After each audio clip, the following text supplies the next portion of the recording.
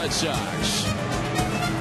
Welcome inside friendly Fenway. Matt Vasgersian alongside Harold Reynolds, former National League MVP Jimmy Rollins, and fashioning the latest from the Hawk Harrelson line, two-time American League All-Star. You better believe this is my shout-out to Hawk, 67, Boston and Cardinals. Here you go, Hawk. This is a mind-bender just for you. Let's start with the Cardinals. Only 6 times, Harold, in World Series history has a team come back from a 3-2 deficit to win 2 on the road and claim a title. They're up against it tonight. No doubt, but you worry about Game 7 if you get there. They got Walker going tonight, so I think they're comfortable with where they're at, even though it is 3-2. They feel good about the young man. You have to. You got the guy that has pitched the best in the postseason, throughout Major League Baseball this year. So if you're going to win, he gives you your best chance. You have to score runs, but you got the guy you want on the mound. Yeah, you guys might feel comfortable with the Cardinals, but I'd rather be the Red Sox right now. At home, in front of this crazy crowd, up 3-2 with a chance to win a first World Series here in a really long time. I'd much rather be a Red Sox right now.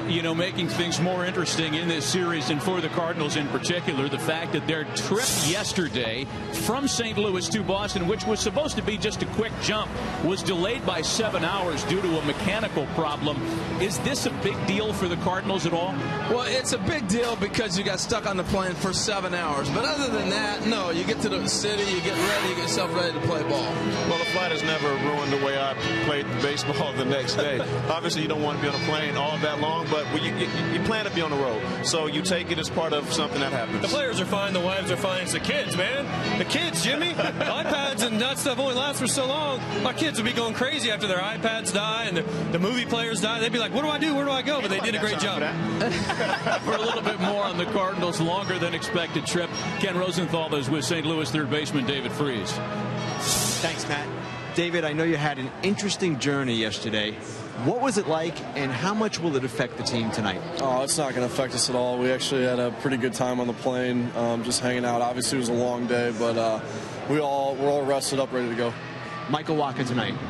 How confident are you in him, and how confident are you that you can still win this series? Yeah, I think we're real confident in all aspects. I think we have a good shot of winning tonight. I know Boston believes the same thing, that they can go out there and finish this up. So it's gonna be a dogfight, but we're pumped to have Walker on the mound, and I think we got to do our job offensively and put up some runs. David, thanks a lot. Now over to Aaron Andrews. You were telling me the other day, I don't know what to say to people when they ask me why I'm in such a zone. I was born for this. Have you ever seen the ball this well before in your career? I have. The thing is that, this is a stage where, there's not 30 teams playing. Yeah. It's only 2 teams playing, and whenever you make some noise, it's pretty obvious. But yeah, I have some time like that this year, and you've seen the ball well and getting it done. You said, I'm not thinking and I don't want to start. Well, tonight, think about it. You're up 3-2. Mike Napoli is back in the lineup. The Fenway crowd is here. Everybody's already nuts at batting practice. What's the vibe inside that clubhouse? It's good. It's good. But it's not like, we feel like we won this. No, it's not like that. We got to come out.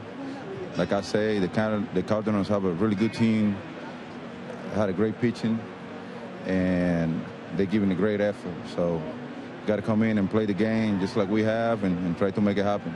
Thanks so much. Appreciate it. Thank you. All right, Matty, back over to you.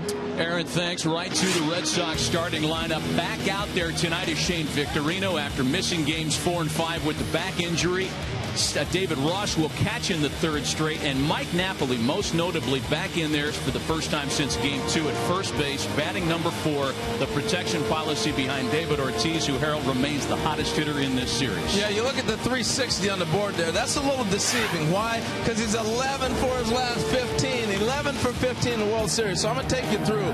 What is he doing to make it so special? One, the timing's impeccable. The leg kick, the foot down, and he's hitting everything in the zone. You look at the quadrants that he's reaching, and they haven't been able to figure out a way to get him out as he continues to just pepper the zone. Look at where he's hitting these balls at. And right here, the ball down the middle and away. And I worry about Walker tonight. Why? Because the last time he faced him, second time around, he gets the changeup, he drives it over the wall. But Jimmy, he's done a nice job of covering the strike zone. Right now, there isn't a pitch that he can't hit. I was looking at that, and I noticed there was a little itty-bitty spot down and in, but I don't think you want to mess with down and in to a left-handed hitter. You know better than I would. Hey, if I'm catching tonight, if I'm Yadi Molina, I'm slopping him to death. I'm throwing all the soft stuff. gets frustrated if you just keep throwing him slow and slow and slow. He'll get frustrated. He will get out of his zone if you let him. To the Cardinals lineup for Game 6. This is the group Mike Matheny hopes to stave off World Series elimination with, and some notable matchup numbers against John Lackey. Carlos Beltran 1 for 12 against him. Matt Holliday just 1 for 10 against John Lackey. And what about the Red Sox starter tonight, AJ? Well, they have a tall order literally tonight. The tall Texan John Lackey. The thing John Lackey does better than most guys is he changes speeds on his breaking ball, and he throws it anytime he wants. Look at these pitches and look at the different breaks on him. 78 right there, 1-0. There's another one, 81. These are all just different speeds, different breaking balls. He has the ability to change speeds and change his break.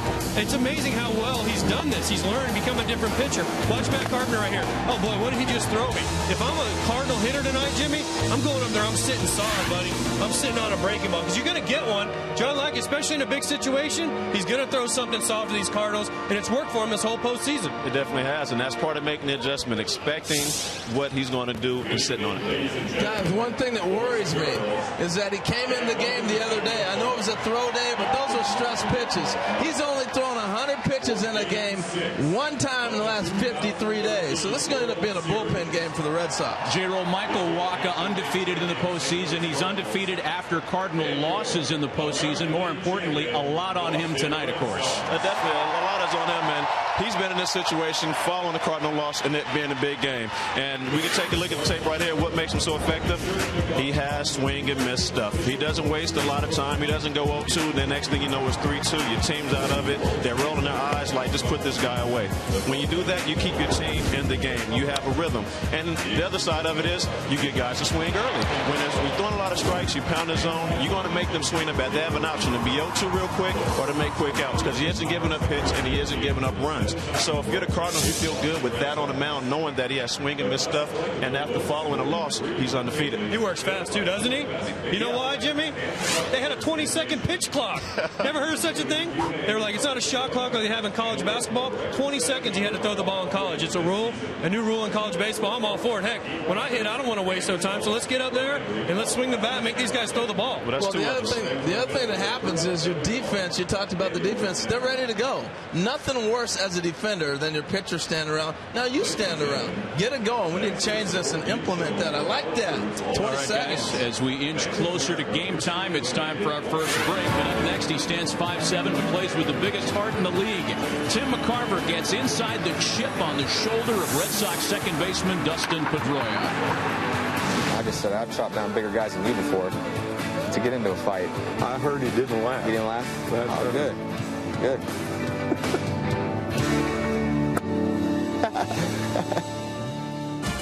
Well, the Red Sox have lost consecutive home games only once since the end of July. If they can keep that alive tonight, they're going to walk out of here tonight 2013 World Series champs. During his 21-year playing career, Tim McCarver shared the field with some of the game's all-time greats, Hall of Famers, tough guys, baseball lifers. There is one current player, however, who Tim considers to be one of the best he's ever seen play, Red Sox second baseman Dustin Pedroia. How is this year different from 2007, your rookie season? In 2007, I was just trying to learn from all the other guys. Now I have a little bit more responsibility with the leadership role with the team. You can't worry about yourself as much. Even if I have a tough at bat and I ground into a double play, I can't show as much emotion because it could wear on another guy. If they think I'm down, that might bring them down. You battle the fact that you're 5'7". That bothers you, doesn't it? Yeah, I mean, it did. It doesn't anymore. I mean, I had a scout say, man, if you were 3 or 4 inches taller, we'd take you with our first pick. I'm like, man, you'd take me with your first pick if I was, that much like this? That stinks, man. I got to get on my mom and dad for being short. But it all worked out. I mean, it gives you an edge to prove people wrong and helps me out with ground balls because I'm so low to the ground, I guess. This low center of gravity gives Dustin a unique perspective. In a game of inches, he is highly creative and the game's quickest thinker. And at no time was this more evident than versus the Detroit Tigers. Wow. I had it played out in my mind. This is kind of crazy. I was going to tag Vic, throw it to Knapp, and hopefully Prince froze enough to where Knapp could throw him out at home. We get a triple play. That's how I was thinking in my mind. And then you're thinking triple play. Yeah, that's great, though. I mean, I was thinking so fast. I'm like, man, I have issues. You know, I might want to settle down. Let's, you know, calm down, make sure we get outs. you've always impressed, I think, everybody that you care more about baseball than money. And I think you proved that in April. Tell us about that dinner. Me and my agents, the owners, and Ben, they kind of asked me how the team was. I mean, obviously, I'm going to say, yeah, we're going to win the World Series. They kind of thought I was nuts. I'm like, that's my goal every year, is to show up and win our last game. If we don't do that, I'm devastated. Every year, if you don't win, it rips your heart out, and I don't want to feel that. And I think they thought I was nuts, man. Why? Why did they think you were nuts? I mean, you don't know how the free agent... If I told you when we got to spring training we're going to win the World Series, how would you look at me? Probably like I'm nuts, huh? Probably. That's probably how they looked at me a little bit. And ultimately, you ended up signing for a lot less money had you gone on the market. Yeah, probably. This is my home. I mean, I don't want to play. The Red Sox drafted me in 2004, and every other team had their chance to draft me, and they didn't. Are you paying the Red Sox back? Hopefully, if we win, yeah. I want to pay them back with championships. And I want the Red Sox to be known for, we do things right. When you come in to play the Red Sox, you know that it's going to be all about baseball and winning. I love this interview. I hope you do. Yeah, it's awesome. Mean, it really is awesome.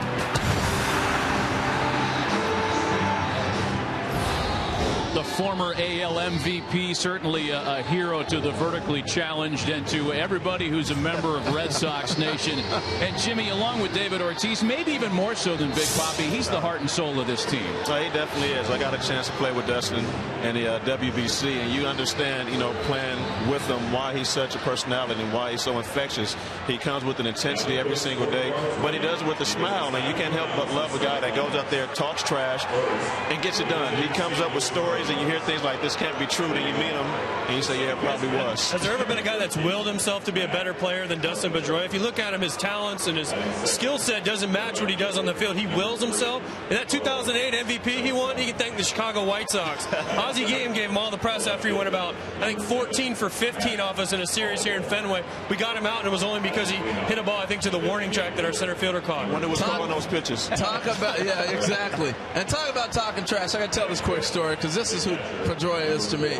It's the second season plan. Joe Mauer's catching. He's facing the Twins. He fouls off 10 pitches, and Mauer says, Joe, he turns to Dusty, he says, I don't know what to throw you. He goes, don't worry about Joe. Neither does the rest of the league.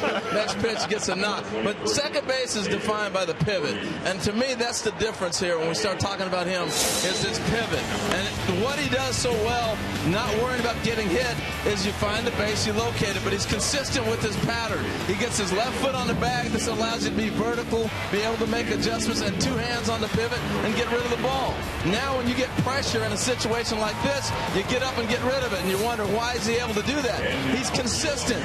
The left foot on the bag, two hands on the pivot, and if you get in the air and they may hit your leg, you're not going to get hurt. That's why he plays so many games. You may see him get hit, but Matt, he's not worried about getting hit or the pressure being on him, because he's consistent in what he does. I love this guy. He's one of my favorite players. He's got an attitude like one of the members of the Bad News Bears and a skill set of a member of the 2013 Red Sox. Jimmy, I think Jimmy should talk about the pivot. I mean, I'm the guy trying to break it up.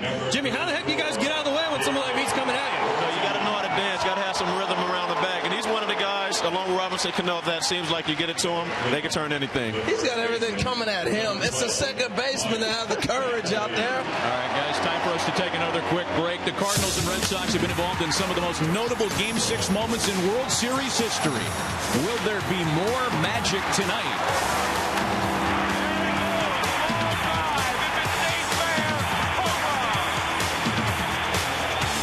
MLB Network. We are almost set for Game 6, and back in 1975, Louis Tion started it, and Carlton Fisk, with his memorable walk-off home run on that rainy October night, ended it. They have thrown out the ceremonial first pitch prior to Game 6 tonight.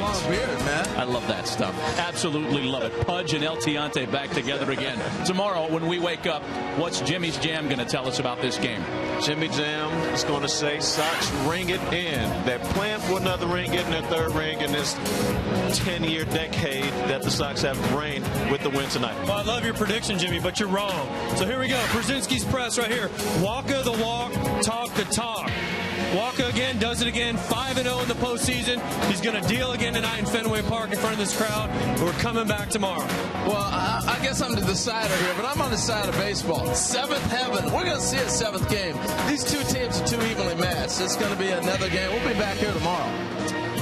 Brzezinski's press is filled with clever wordplay, but there's clearly no fashion editor at that publication. Hey, we all can't pull this off, Matty. You guys all went for the calm, cool, collected suit. I figured I'd step it out. It's a clinch game. Let's go. You know, everybody has kind of waited for the bloom to come off the Michael Waka rose in the postseason. It hasn't so far, and Harold, you're saying he's going to be strong again tonight. I think he'll be strong. The big thing to me is going to be a bullpen game, and I think at this point in time, I'm leaning more toward the Cardinal bullpen. There's definitely going to be a strong performance by Michael, but are they going to score enough runs for him? And they haven't done that so far. We talked about the memorable Game 6s that these two teams have been involved in World Series history. One about to begin. Time to send it down to PA announcer Henry Mahegan. And now, to present our national anthem, we welcome the beloved Boston Band, whose music is part of the soundtrack of Fenway Park. A band now loved all over the world.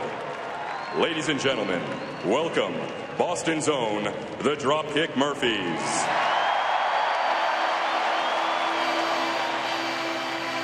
Oh, say, can you see by the dawn's early light what so proudly we hailed at the twilight's last gleaming, whose broad stripes and bright stars through the perilous fight o'er the ramparts we watched were so gallantly streaming, and the rocket's red glare, the bombs bursting in it, came through to the night that our flag was still there. Oh, say does that star-spangled banner yet wave o'er the land of the free and the home of the brave.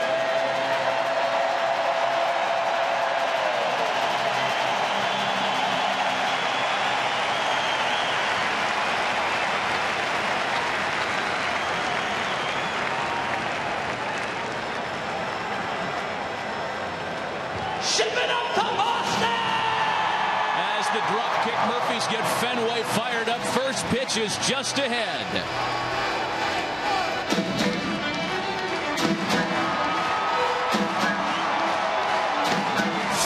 Michael Waka. 13 World Series. It's Fenway Park. It's the Cardinals and the Red Sox. And now welcome inside the broadcast booth, everybody. I'm Joe Buck. Tim McCarver is coming right up. What a series this has been so far. And so now here at Fenway Park, Boston has a chance to clinch in front of the home crowd here at Fenway for the first time since 1918. Who's standing in their way? A kid who, I guess if you weren't in St. Louis by mid-September, you didn't even know how to pronounce his name. It's pronounced Waka.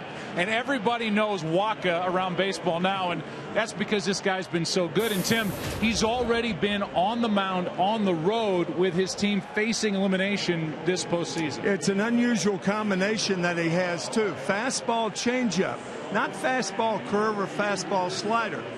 He threw over 100 pitches his last outing against the Red Sox, almost 40% changeups. Unbelievable.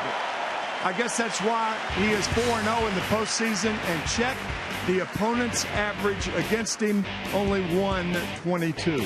Guess who got him in game 2 in that start when he was matched up that night against John Lackey? His name, David Ortiz. And David Ortiz right now just seems like an impossible out. We've talked about it. The ball's got to look bigger to him. Consider this. David Ortiz, of course, a power hitter. 6 years he has struck out over 100 times. 1 year, 145 times. That means that he swings through a lot of pitches. And he's only swung through 3 of 73 pitches against Cardinal pitching this series. That's remarkable. It's got your attention. That's got baseball's attention. Right now, this World Series has the sports world's attention. We get set for Game 6 coming up right now. Game 6 of the World Series.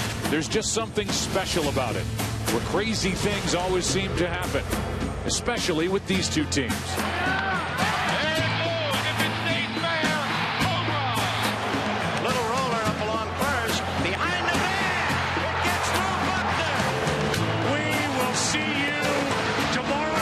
In a series that has already seen some of the strangest endings of all time, one can only dream of what tonight has in store.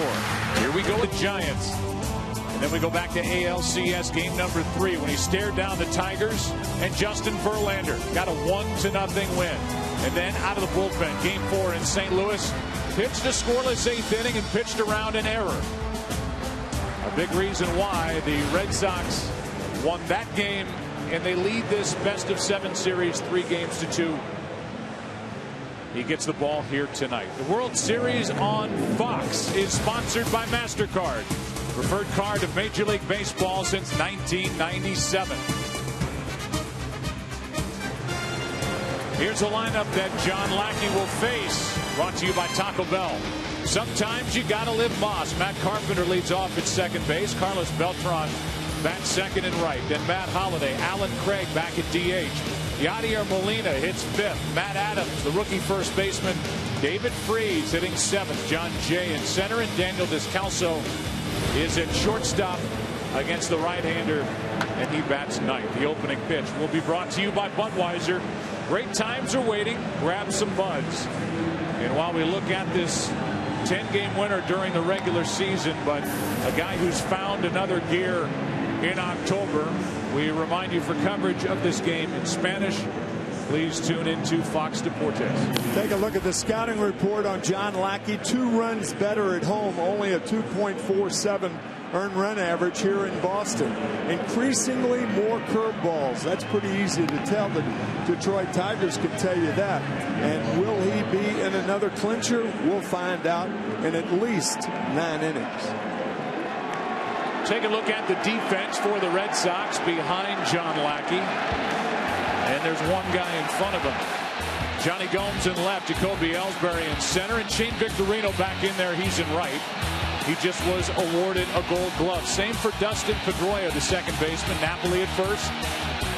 Stephen Drew, the shortstop. Xander Bogaerts, the rookie, at third. And it's David Ross doing the catching. And off we go in Game 6. Strike one. First thing on the Cardinals' minds, take the crowd out of this game. It's going to be tough unless they score early. 47-degree night. The 0-1. Just outside. Carpenter, then Beltran, then Holliday here in the first inning. Cardinals trying to win tonight to force a Game 7 tomorrow night. Here's a 1-1. Up and away, 2-1. Harold Reynolds in our pregame talked a lot about Lackey and him coming out of the bullpen in Game 4 and how that may affect him here tonight. That was his side day to work. Here's a 2-1. 2-2. Do you think that relief appearance affects John Lackey at all tonight? I don't think so. No. 17 pitches, pitched around an error. It was impressive in the 8th. The adrenaline will take care of those 17 pitches. 2-2. Well hit into left. Back is Gomes on the track for out number 1.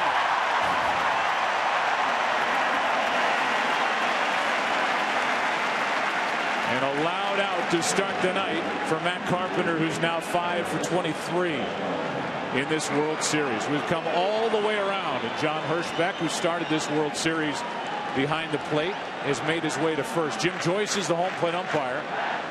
Mark Wegner at second, Dana Demuth at third, Paul Emmel in left, and Bill Miller in right. Here's Beltran. Ball one outside. Beltran 1 for 12 in his career against John Lackey.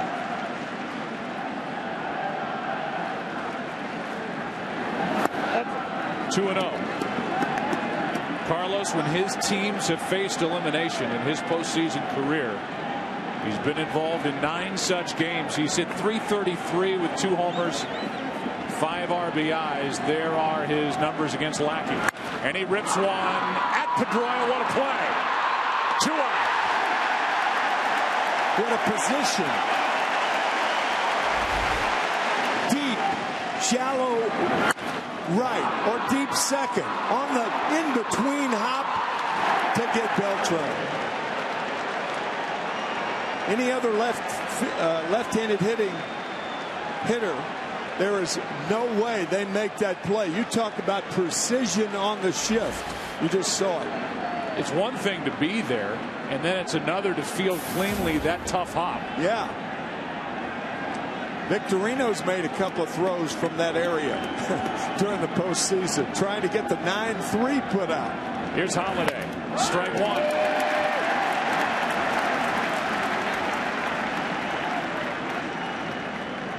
Matt Holliday is 1 for 10 against Lackey.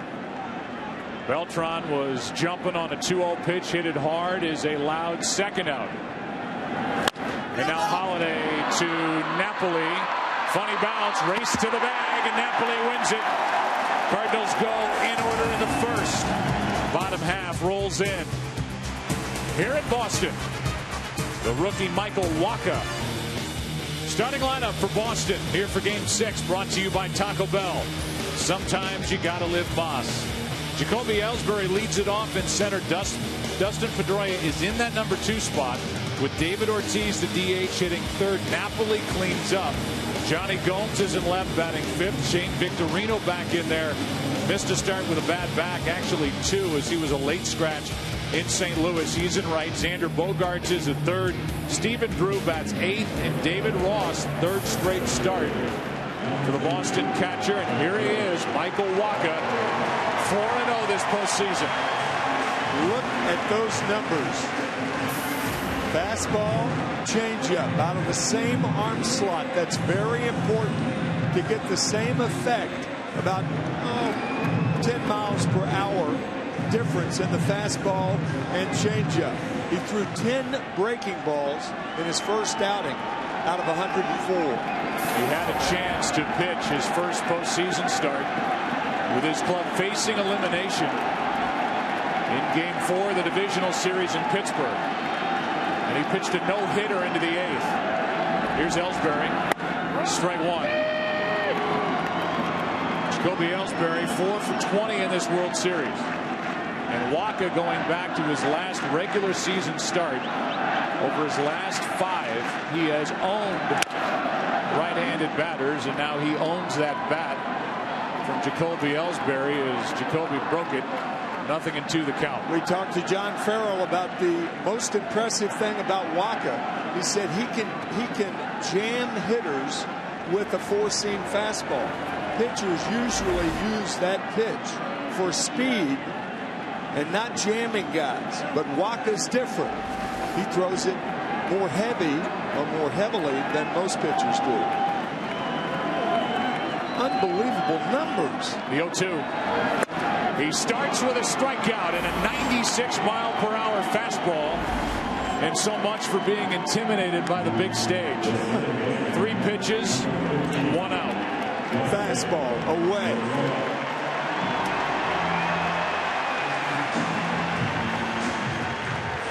We saw a 91-mile-per-hour pitch on a fastball, 96 miles per hour to get Ellsbury. Here's Pedroia. Here's a shot into left. Down the line. It is foul. Just foul. And Pedroia, who almost had one of those in the ALCS, nearly put his team on top. This reminds me of the second pitch of the ball game against Colorado in 2007. Second pitch, high fastball from Jeff Francis. That one was fair. This one is foul.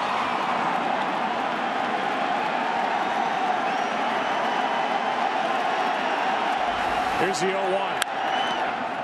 From a near home run to a quiet out. 2 gone.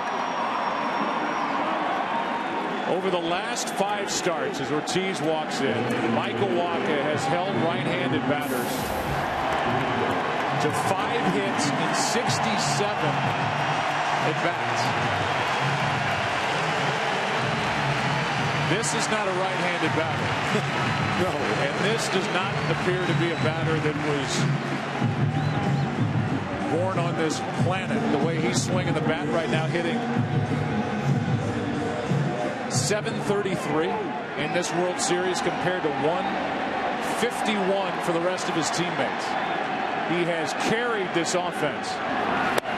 Strike 1. 6 strikes in a row from Wacha. Ortiz got one over the monster and left in game 2 against Wacha. One of his 2 home runs in this World Series. That's strike 2.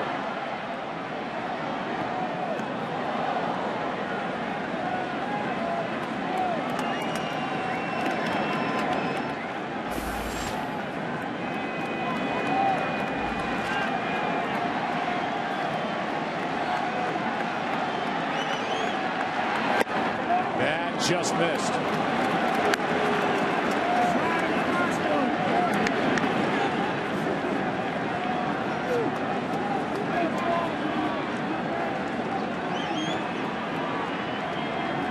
Pedroia came so close. Wacha then got him. And now drives Ortiz off the plate at 2-2.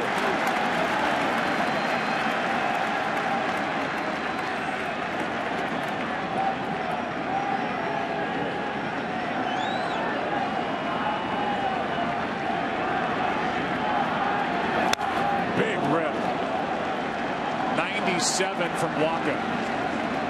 You talk about electricity in a ballpark. It is intense here at Fenway Park here for game 6. If Wacha faces David Ortiz, stays in the game long enough to face him 3 or 4 times, it's going to be that type at bat every time. Changeup bounces in, full count.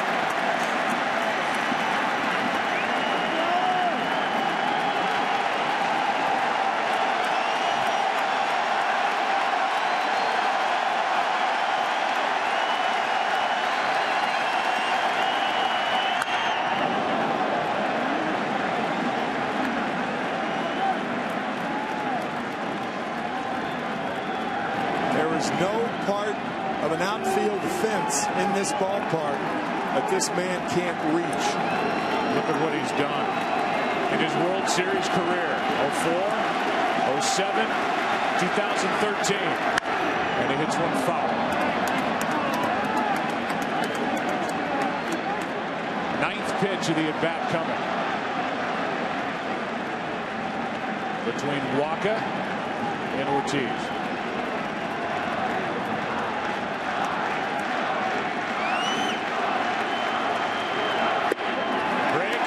Misses, ball 4, 2-out walk. Wacha did not throw his curveball till the 4th inning of his first outing. And that 3-2 curveball missed. And now Ortiz has got the guy behind him that he didn't have batting behind him in St. Louis, and that's Mike Napoli. Ortiz the DH, Napoli the first baseman. And a guy who is still haunted by game 6. And that matchup between the Cardinals and the Rangers 2 years ago. 2 years and 2 days ago, October 27th. Strike 1. He was the catcher for the Texas Rangers when David Freese tied the game in the 9th inning, won the game in the 11th. St. Louis won the next night.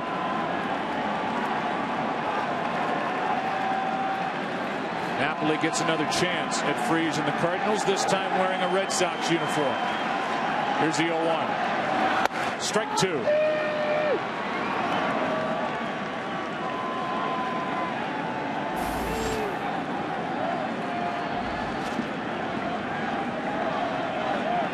Michael Wacha, the 19th overall pick by the Cardinals last year in June. Misses with a changeup, ball one.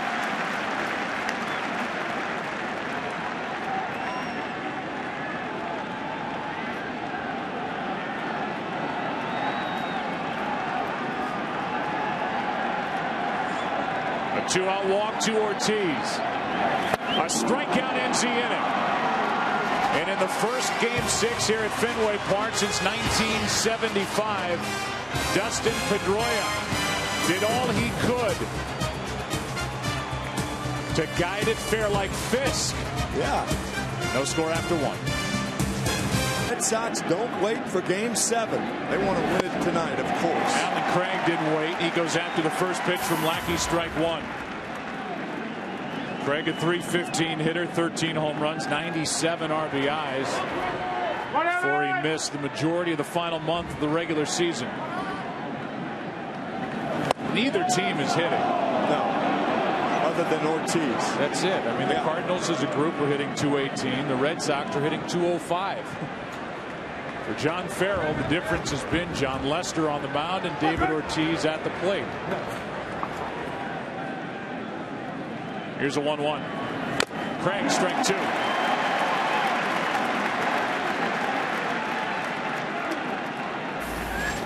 John Lackey, the 35-year-old, lives in Fort Worth, Texas.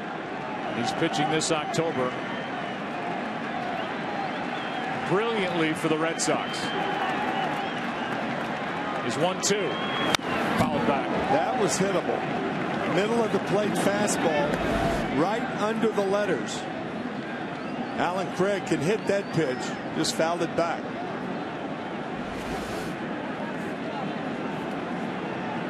Lackey was signed before the 2010 season. Big winner with the Angels.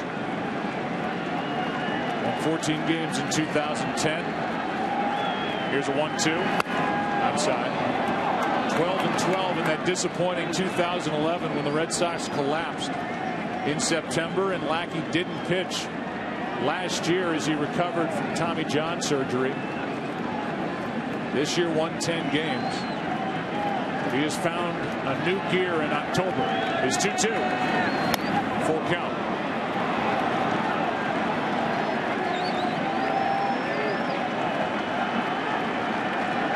Lackey making his 16th career postseason start. Juan Nieves, the Red Sox pitching coach.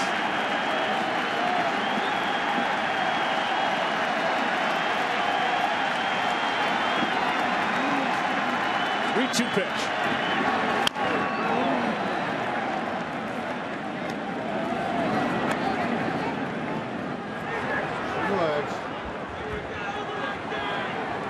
Craig with that sprained left foot.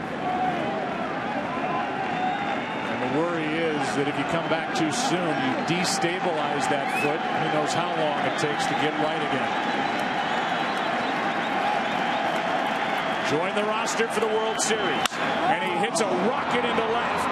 Gomes will play it off the wall, and that's a single all the way for Alan Craig to start the second.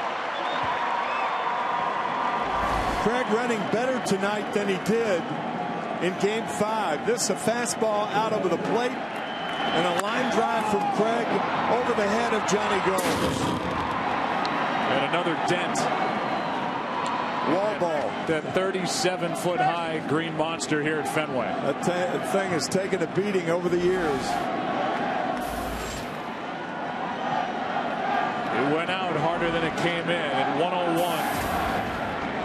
Gomes played it well. Craig at first. Here's Molina. Strike one. Yadier Molina has been a part of a lineup when his team has faced elimination in the postseason 14 times. He's hit .327. And his team has won 10 of those 14 games. Strike two.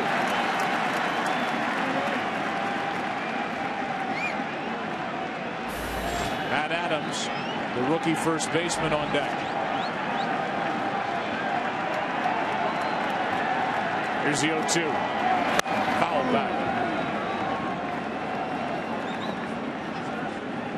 Molina very good at changing his swing with 2 strikes.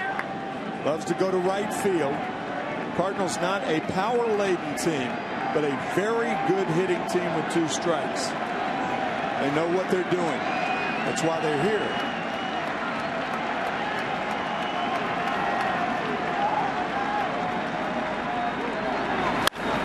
Base in left field.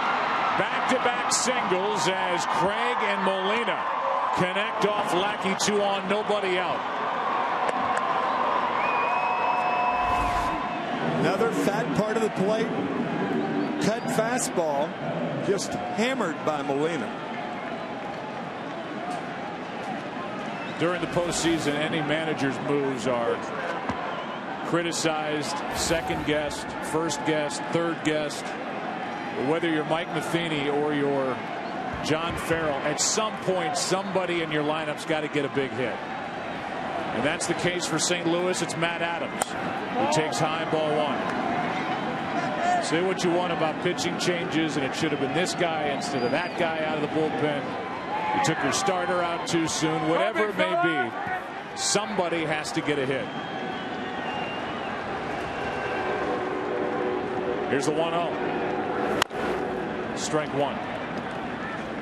For Matt Adams, he played at Slippery Rock. 6'3", 260 from Pennsylvania. Ranked 3rd among National League rookies, hits and RBIs. Nickname is Big City. He was dubbed that by David Freese, and it's stuck. Here's a 1-1. 2-1. Adams hit .316 during the division series against the Pirates. He is only 8 for 40 since. More than any other Cardinal hitter. Maybe hitters on either side. He likes the ball down. The 2-1. That's well hit into left. Back is Gomes, and a leap and a catch. And it's 2 on, 1 out.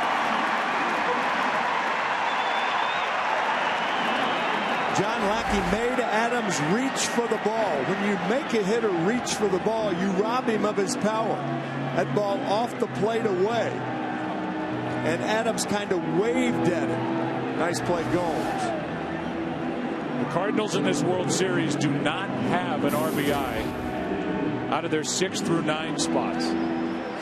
David Freese has been a part of that. And that group in general has hit 161.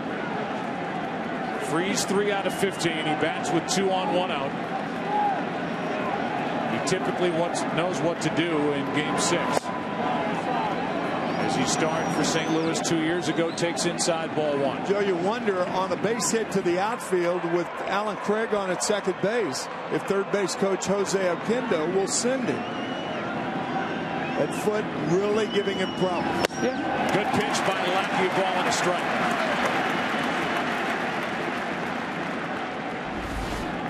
Tight breaking ball out of the strike zone. Good pitch by Lackey. Freese has hit 3 home runs when his team has faced elimination in a ball game in the postseason. 1-1. On the outside corner. Strike 2.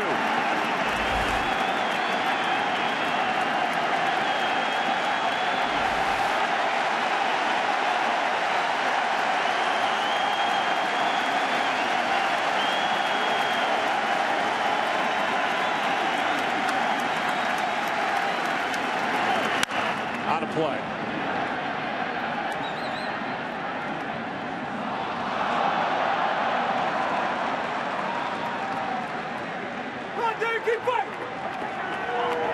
The Cardinals during the regular season hit .330 with runners in scoring position. Different story in this World Series. They led baseball. The count evens 2-2. At 330, the highest ever recorded back into the middle 70s with runners in scoring position. The top 5 out of 6 guys in the National League were Cardinals in that department.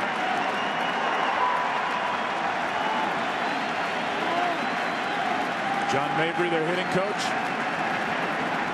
watching a 2-2 to David Freese.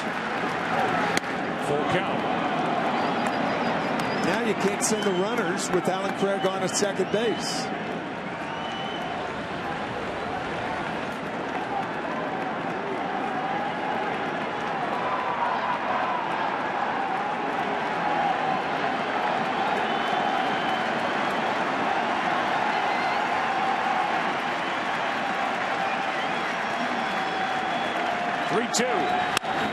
Little fly ball into right. Victorino is there. 2 out.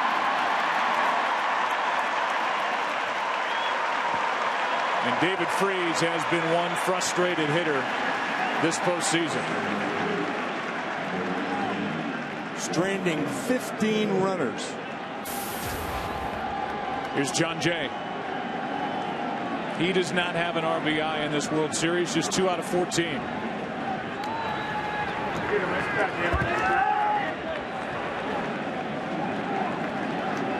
Jay during the regular season drove in 67, hit 276.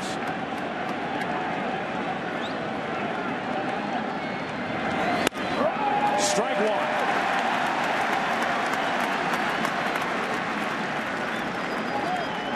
Cardinals had 2 on, nobody out. Hits by Craig and Molina. Adams fly to left, Freese fly to right. It's up to John Jay. Sometimes as a catcher you cross yourself up. You're impetuous back there. You're trying to give the sign as quickly as possible. There's a sequence and you put down the wrong one. You say, whoa, wait a minute. That's what David Ross did. Jay takes another strike. It's 0-2.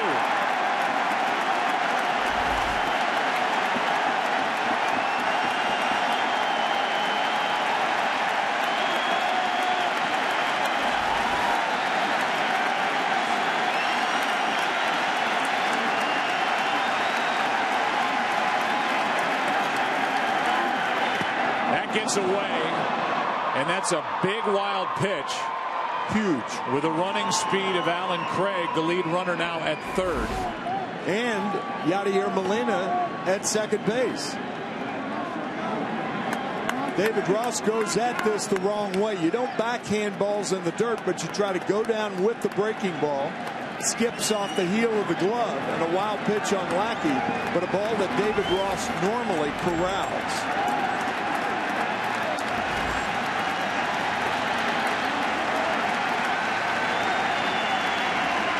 1-2 on Jay. Second and third, 2 out. Second inning, no score.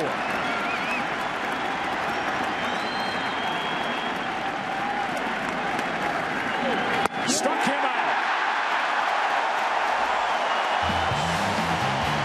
Lackey not as precise so far tonight, but just as effective and just as pumped up. Bottom of the second at Fenway Park. Game 6. No score against Michael Wacha. The Cardinals pitching has averaged over 10 strikeouts per 9 innings pitched in this series. Wacha struck out 2 in the first. That drops in for strike 1. That's a third curveball that Wacha has featured, and as we said, he didn't throw his first one in his first start until the 4th inning. Here's the 0-1. Back to back. One a strike, the next missed. The ball and a strike. Johnny Gomes has 1 hit in this World Series, and it was the 3-run shot in Game 4. Here's a 1-1. That's into center. That's a base hit to start the second.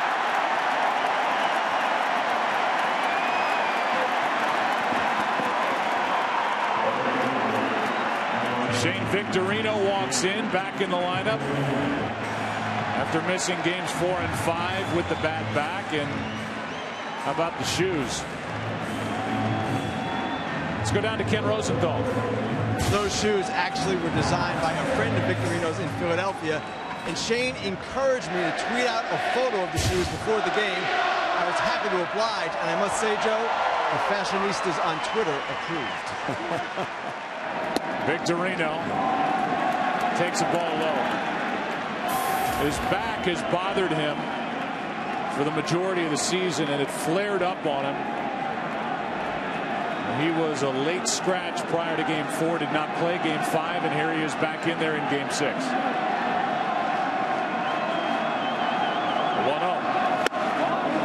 High from Waka, 2-0.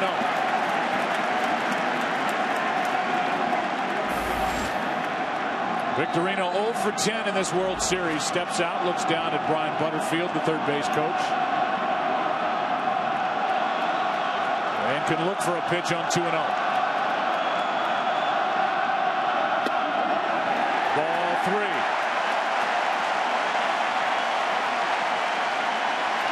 Victorino, a very smart hitter. He may take 2 pitches from Waka. You know he's going to take 3-0. He may take 3-1.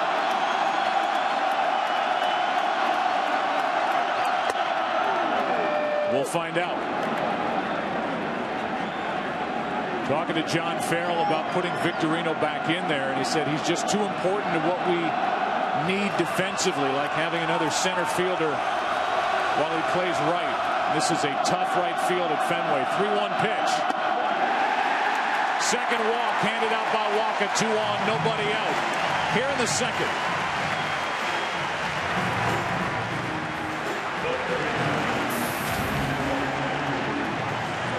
And it will be a 22-year-old against a 21-year-old as Xander Bogaerts will step in. 2 on, nobody out.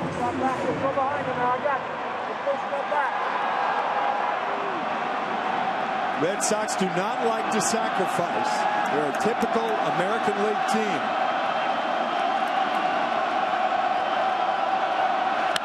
Popped up.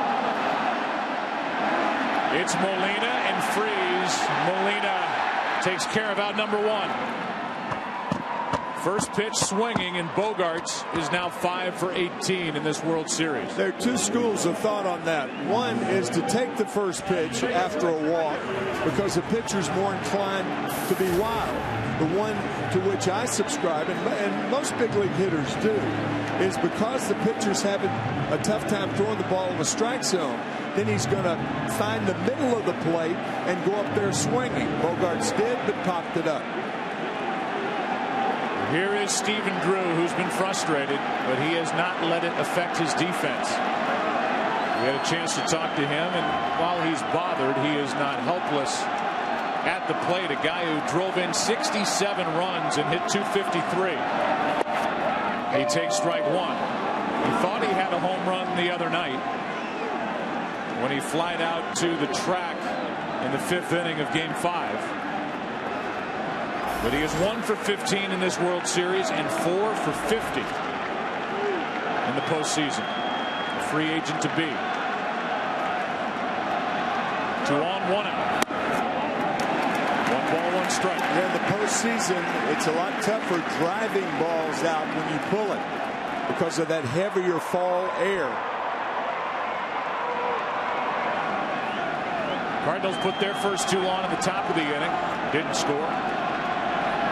Red Sox put their first 2 on this inning. And Matt Carpenter has out number 2. A chance for Boston slipping away unless David Ross, who got the big hit in Game 5, can come up with something out of the number 9 spot. You hear that term in baseball, clutch hitting. You rarely hear clutch pitching. But it's just as important with men on base to pitch well as it is to hit well from an offensive standpoint. A hit by Gomes, a walk to Victorino, then 2 foul outs. And now it's David Ross, who is 3 for 12 with 1 important RBI. That came 2 nights ago in a 2-run 7th. Broke a 1-1 tie. And he's up there swinging the bat well. Strike 1.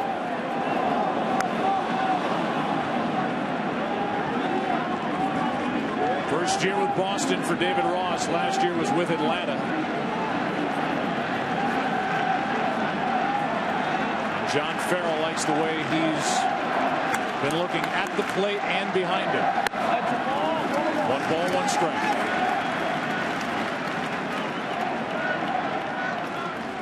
Saltalamacchia had the majority of the starts behind the plate this year for Boston, but they're riding David Ross. 2 on, 2 out. Strike 2. Boy, did that tie Ross up. Fastball up and in to David.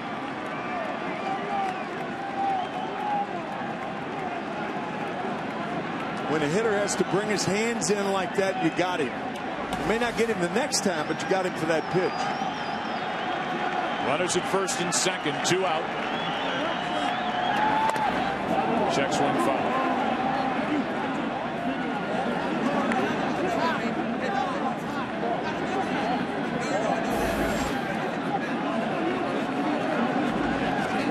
David Ross talking with home plate umpire Jim Joyce.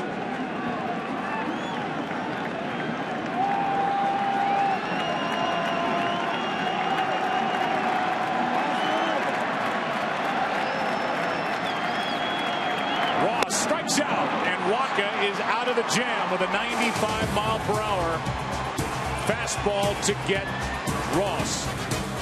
Each side put their first 2 on. Each side left 2 in the second. Third inning rolls in game 6. Cardinals and Red Sox no score. For the Red Sox as they try to clinch it here in front of their home fans. For the first time in 95 years. Here's Descalso, the number 9 batter. Strike 1. Lackey gave up back-to-back hits in the second, then went right through Adams, Freese, and John Jay. Descalso takes strike 2.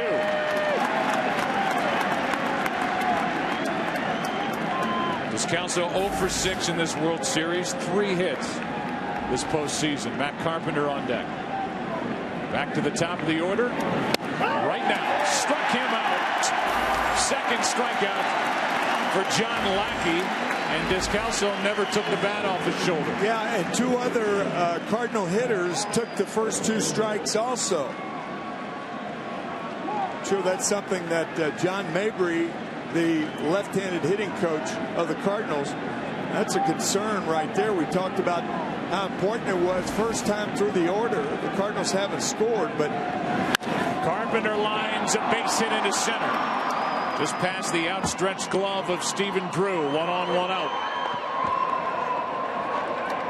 So Carpenter saw Descalso take all 3 pitches and decided, that's not going to happen to me, and ropes one into center field.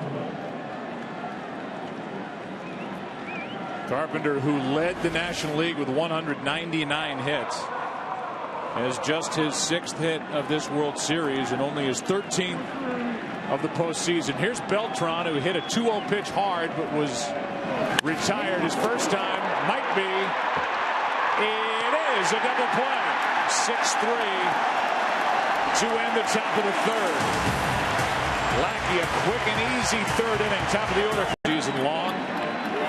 Here we are, game 6 of the World Series. No score, 3rd inning. Ellsbury.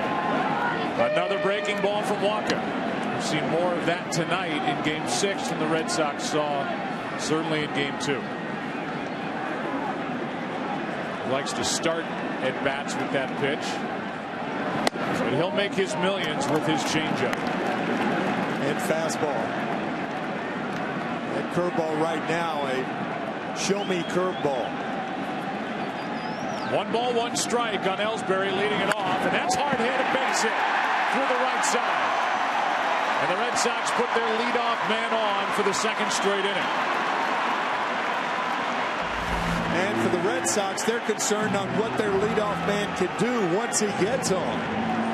52 stolen bases on the season. That's 7 more than the Cardinals had as a team. So Ellsbury on, and he has not tried to steal yet against Yadier Molina. Batter is Pedroia. And a check on Ellsbury. That was something we talked about coming into this series, the presence of Molina, who just won his 6th straight Gold Glove Award. And a guy who threw out 43% of potential base stealers this year. And Ellsbury on the outside corner from Waka, strike one.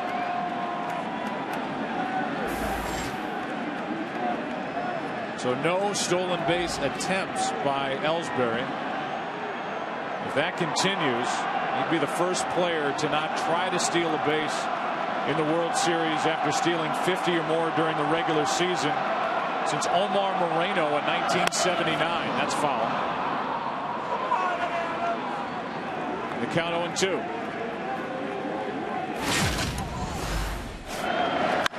Here's the ALCS Game 6 against the Tigers. And then the first inning tonight. Jumping on the first pitch. And it hooked foul. Pedroia has come close twice, does not have a home run this postseason. And Ellsbury leaning, but the tag is too late. He was taken off. Sure looked like it. Not only does he have to watch Waka on the pickoff, but he's got to watch Molina on the pickoff. Yadier did not have any pickoffs this year. That was close, but he's back. But Molina has 23 pickoffs in the last 5 years. Here's the 0-2. Shattered bat. Freeze. Gets the out at first. Down to second. Ellsbury one away.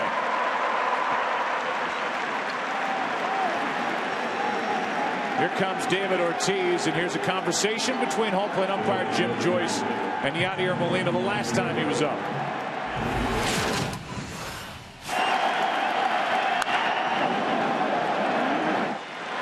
This guy is unbelievable.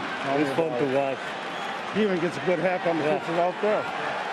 That was Molina who said this guy is unbelievable, and Jim Joyce saying he's fun to watch, and he has been fun to watch. But with first base open, we're not going to watch him do anything except take a walk down to first. It'll bring up Napoli.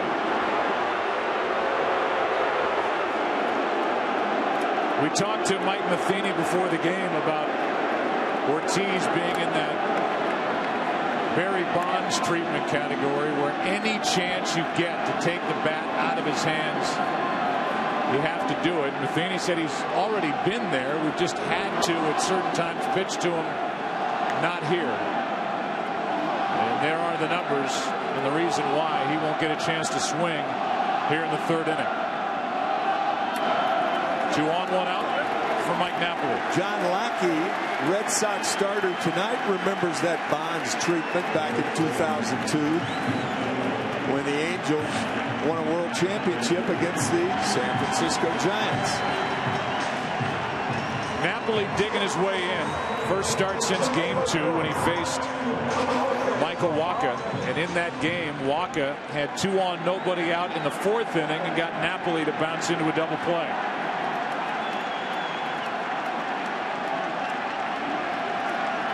Runners on at first and second. Napoli. Strike 1. Carpenter keeping an eye on Ellsbury at second base. If Waka gets into a bad pattern of not looking back there, Ellsbury could try to steal third.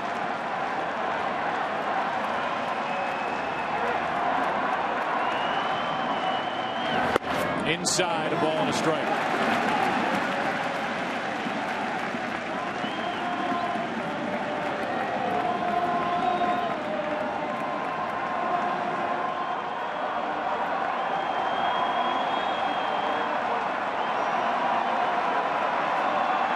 A 1-1. Strike 2. Mike Matheny, the Cardinal manager, wanted to take Michael Waka and have him as one of his starters out of spring training. The Cardinal organization and general manager John Mozeliak, they helped pace the workload for Waka to have him ready in case the Cardinals got into this spot. Here he is in game 6. And a strikeout for out number 2. Wow, that was a buzz ball. Let's take a look at the sequence, the pitch by pitch. Fastball inside corner, fastball inside, fouled off. That last pitch was some gas. And now it's Johnny Gomes. Into that mitt with a split that Molina uses. You see what Walker's been able to do when the opposition has threatened. Gomes has a single tonight. 2 on, 2 out. Ball 1 high.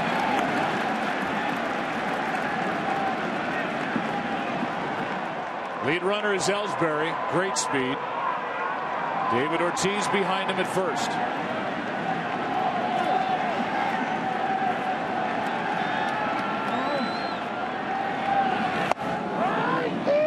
Curveball drops in, strike 1.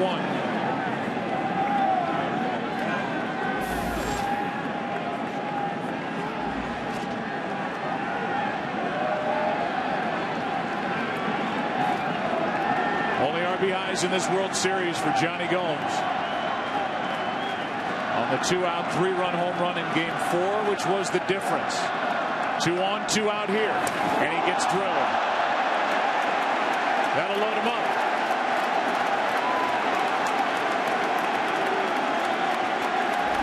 Walker trying to come inside to Johnny Gomes. I think it hit that padding in the left elbow of Gomes. But probably hurts, but not as much as it would without that padding.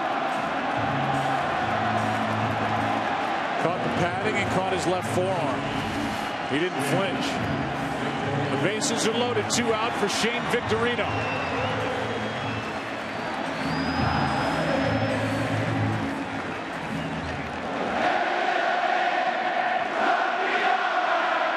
Three little birds for Victorino. Bases loaded. And you can see Victorino, he is no stranger to being hit by a pitch. He's been hit 7 times this postseason. And he's already got a grand slam in this postseason. 2-0. I saw the same thing. He almost leaned into that curveball on that first pitch without attempting to get out of the way. Then the fastball was a ball. Here it is again. See, the pitch was low, and here is 2 grand slams. 2008 Division Series against Milwaukee and Sabathia, while with Philly, and then Game 6 of this year's ALCS. In the clincher off Jose Barris. Victorino was 2 for 23 before he hit that grand slam. He's 0 for 10 in this World Series, waiting for a 2-0 pitch here. Waiting for a 2-0 fastball from Walker.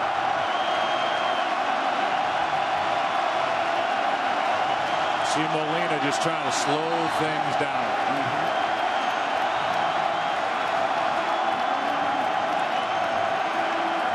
Here's a 2-0.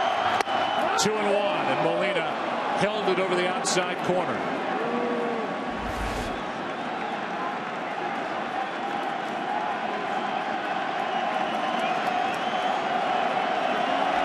Here comes a 2-1 pitch. High fly ball to left. This ball is off the monster. 1 run scores. Here comes Ortiz. Here comes Gomes. He is safe. And it's 3-0 Boston.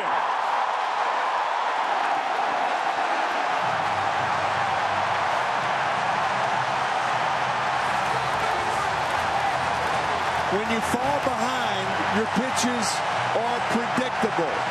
Falling behind 2-0, Victorino takes the fastball, and on the 2-1 pitch, knowing he was going to get the fastball, he hits the wall.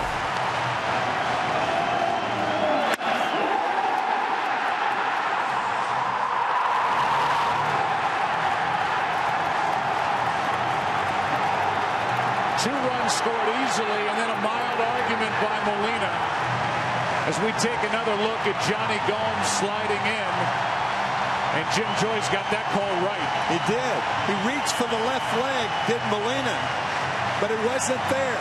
That's that straight in slide, no hook slide by Gomes, and that's why he's safe at home.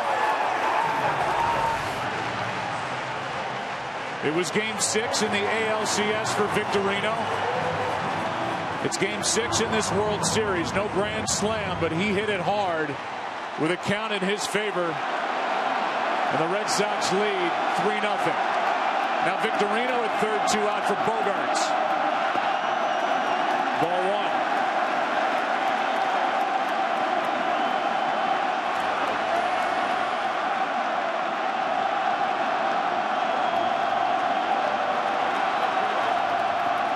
Walker's 1-0 pitch. Hard hit right at David Freese, who reacts for the out. Walker frustrated. Victorino anything but.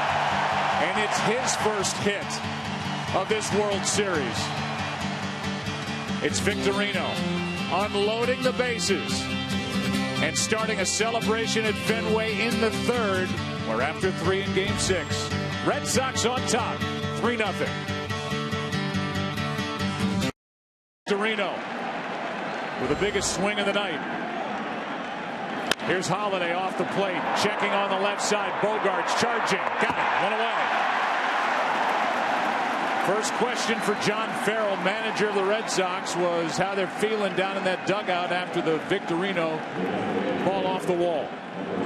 Well, it's better than it was the inning before. I tell you what, Walker's made some huge pitches in some key spots, and you know he gets a big strikeout on Napoli after the walk to Poppy, but you know the hit by pitch to Gomes obviously doesn't give him a whole lot of breathing room, and Vic, who came up big in Game 6 against Detroit with a grand slam, similar swing tonight. John Lackey has made some big pitches too, hasn't he, John? Yeah, it really has. You know, the curveball he threw to Jay to get the final out in that second inning was key, and you know he's been so good for us so much this year, and tonight was another example of that in that inning. I asked you before the game about Victorino getting back in there. You said he's been so big for us, what he does defensively, and then you know here he comes up with this big hit. This is a big night, and he's done that a lot for you this season. Yeah, he sure has. You know, and since he's gone to the right side of the plate, his right-handed swing fits his ballpark so well. He's able to get out in front. He can hook some balls off that wall, and that was the case. But you know, Joe, before we go, I just want to tell Tim, you know what? All of us are going to miss you. You've had a great run, great career. All the best from us to you, and congratulations. Thank you very much. Appreciate it, guys. Thanks, John. Class act. He's been that way the entire postseason. Very up front with us as we've covered the Red Sox during the ALCS. And a salute to you, Tim. Very nice. In your final postseason here at Fox. Here is a 2-1 pitch to Alan Craig. 2-2. John Farrell set the tone early in spring training after a dismal season last year here in Boston. 93 losses. A last place finish, 26 games out. Worst record for the Red Sox in 48 years. And here they are, leading Game 6, leading this World Series tonight 3-0. And when the Red Sox came back in 2004 to beat the Yankees after being down 3-0 and then sweeping the Cardinals 4 in a row, John Farrell was the farm director of the Cleveland Indians. He has held quite a few titles. Breaking balls driven into left field, and Alan Craig's 2 for 2. That was a hanger from John Lackey, and it's 1-on, 1 out here in the 4th inning. That was a real hanger right there. And the one thing's pretty clear about Alan Craig. If he can't run that well when he's the lead runner, it's going to clog things up for the Cardinals. Cardinals hopeful that somebody can do something in front of Craig so he's not the lead runner but a trail runner, middle guy or the last guy. Here's Yadier Molina, strike 1. John Farrell then was here as Terry Francona's pitching coach between 2007 and 2010. Spent 2 years as a manager in Toronto, and boy, did this organization bring the right guy in. I'll say. For 2013. Molina grounds to Pedroia, who boots it, and it's 2 on with 1 out. A rare miscue from Dustin Pedroia who was thinking double play, and he gets nobody. And with Molina's wheels, he is not a fast runner. The big thing is Alan Craig got to second faster than I think any of the Cardinals thought he could. Even though Pedroia bobbled the ball, I thought he may have a play on Craig to get the force out. But Allen running as fast as he can down to second base. That for Dustin Pedroia, who just received word today that he's a Gold Glove Award winner. His first error of the postseason. Now the Cardinals have the tying run at the plate. Matt Adams, 2 on, 1 out. Strike one from Lackey. Adams has one home run this postseason. That came in the clinching Game 5 win in St. Louis over Pittsburgh in the division series. None since. That's into left field. It is caught by Gomes. Throw behind Craig, and he's back in time. 2 on, 2 out. Johnny Gomes has become very comfortable in left field with the monster out there. One ball hit over his head tonight. He made 2 catches against the wall. And on that play, he comes in. I think shallow. Carl Yastrzemski used to tell me, play shallow in left field, away from the wall, because balls over your head are balls like that. Make sure you can make plays like this. Now it's David Freese with 2 on, 2 out. Craig and Molina the runners. Freese, strike one.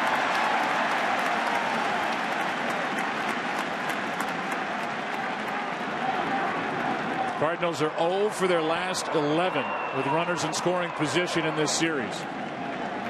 Freese flying to right with 2 on, 1 out his first time up. It's 2 on, 2 out. Fastball misses. 1 ball, 1 strike.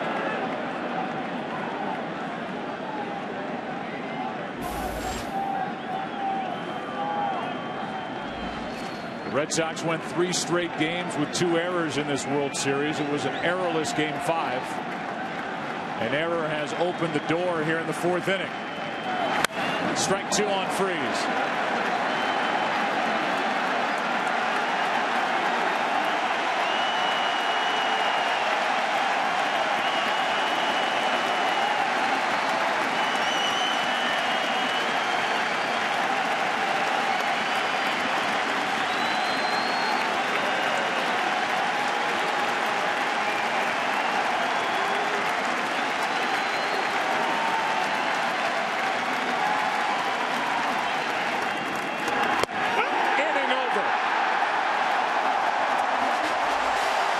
Lackey stops off the mound.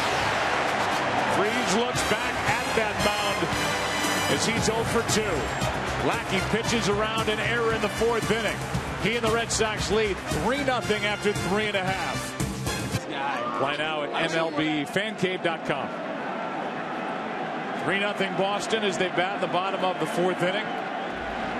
Waka brings it home. Pitch number 59 is hit a ton into right center. Back at the wall. It is gone. 4-0 Red Sox. Home run, Stephen Drew.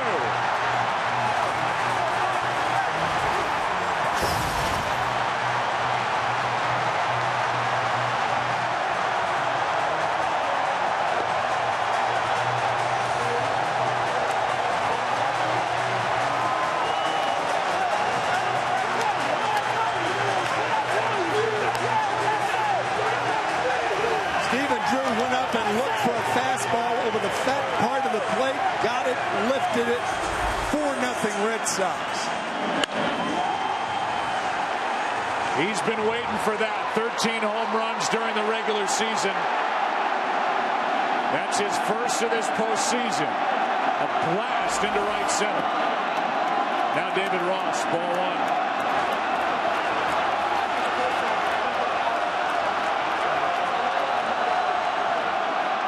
John Farrell's hung with him for his defense.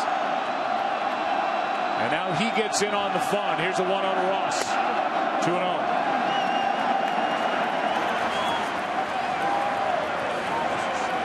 Waka allowed 3 runs in the 3rd inning. First time he's allowed 3 runs in 1 inning since August 19th at Milwaukee. Here's a 2-0. 2-1. Ross struck out with 2 on, 2 out his first time.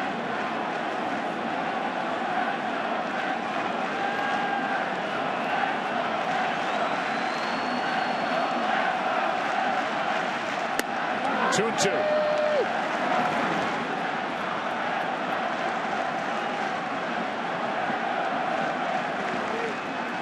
Lance Lynn, the Game 4 starter, gets loose. Here's a 2-2. One away and strikeout number 5 for Michael Wacha. Let's go back to the home run.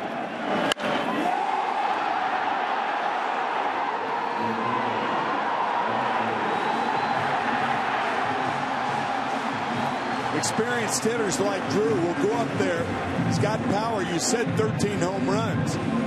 Look for that fastball. If he gets something else, he'll take it. He got the fastball and didn't hop it up. Now Ellsbury, who got that 3-run rally started last inning, takes a changeup down and in, ball 1.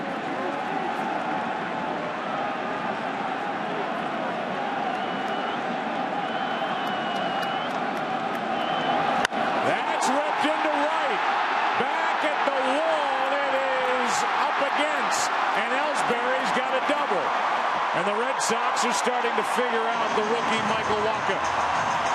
A laser shot to right by Jacoby Ellsbury. It was hit as hard as the ball Drew hit, but not as high. Short hopping the wall in right field.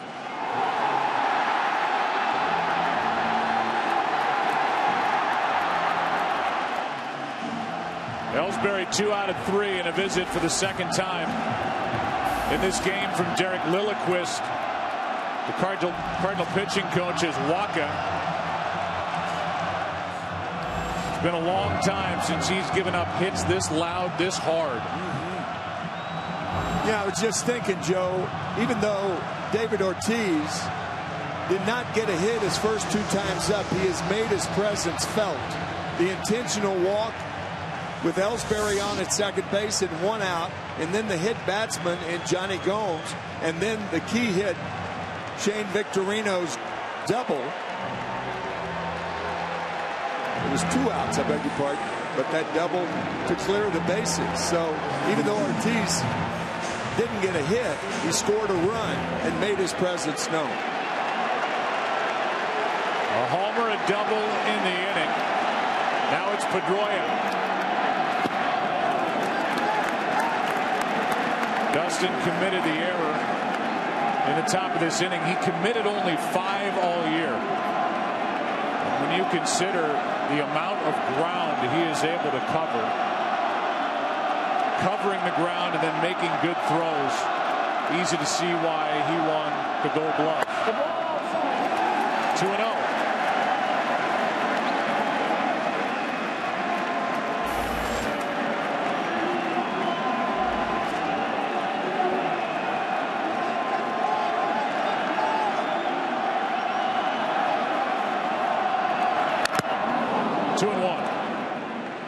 Changeup from Wacha.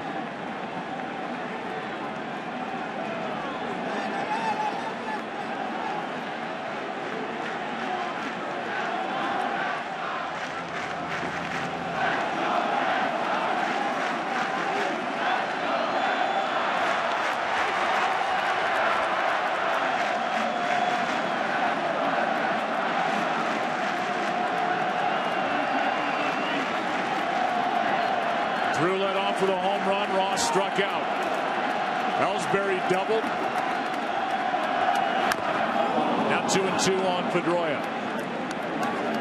I'm a little surprised Randy Choate's not up, because Randy Choate has been a one-hitter pitcher, even though it is the 4th inning. But if Pedroia gets on via a walk or something like that, then a right-hander's got to pitch to David Ortiz. You may not have another situation where a left-hander's up there where you can use Choate for one hitter. It's the immediacy of even the middle innings. In an elimination situation, here's a 2-2. Foul back. That's right. You can wait around for the 7th or 8th, but it may be too late. Look at the first 4 starts throughout this postseason. 3 earned runs tonight, 4.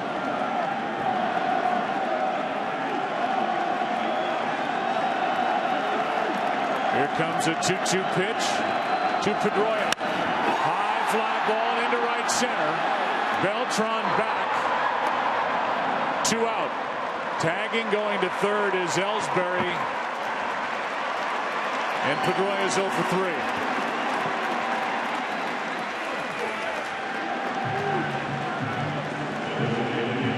Here comes David Ortiz. And with Napoli coming up next, you expect the walk. Right. And we'll get the walk. And these fans jammed into Fenway Park, hoping to see the Red Sox win it all here at home for the first time in 95 years. Want to see their DH swing the bat. But this will be his 3rd walk, 2nd intentional here tonight.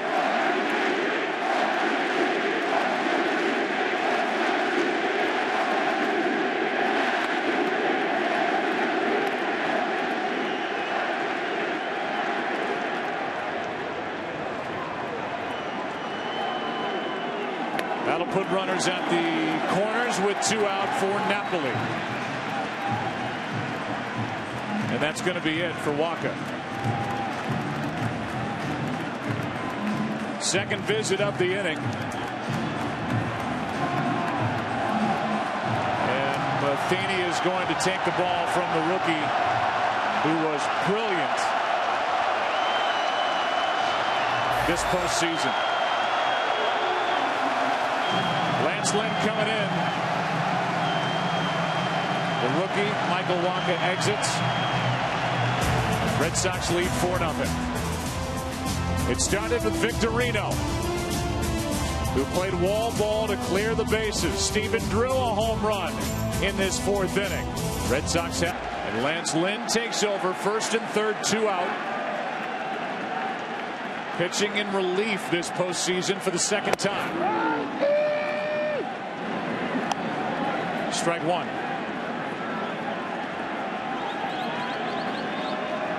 Lynn came out of the bullpen and won game 1 of the NLCS against the Dodgers, a 13-inning night. Napoli, 1 ball, 1 strike. Look at the supportive look in the eyes of Yadier Molina. Great shot. As Wacha exited here at Fenway Park. Molina will be catching Wacha for years to come. Here's one into center. A base hit. And it's 5-0 Boston on a hit by Napoli.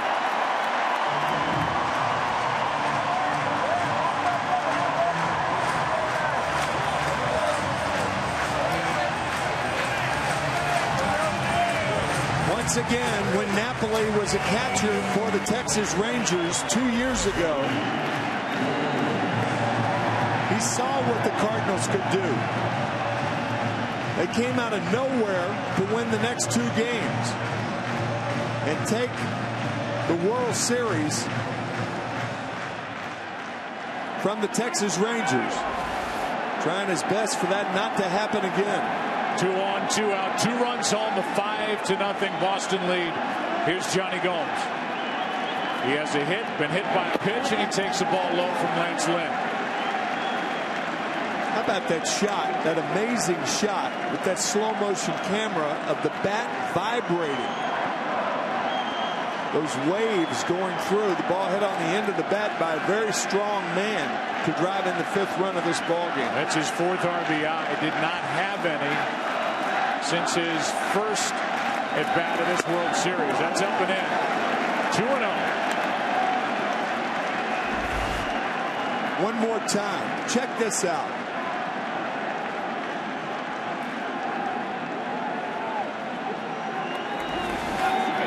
Goes for a 2-out RBI single into center. Johnny Gomes trying to add to a 5-run Boston lead. Up on the count here, 3-0.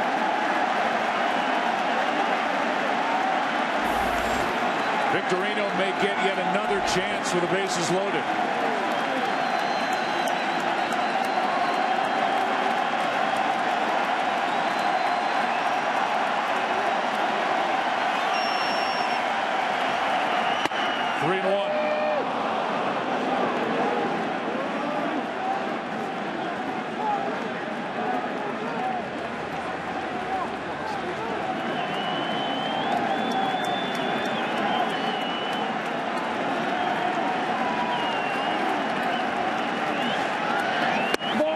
Bases loaded. And again, it's Shane Victorino. Will it be Lynn or Manus?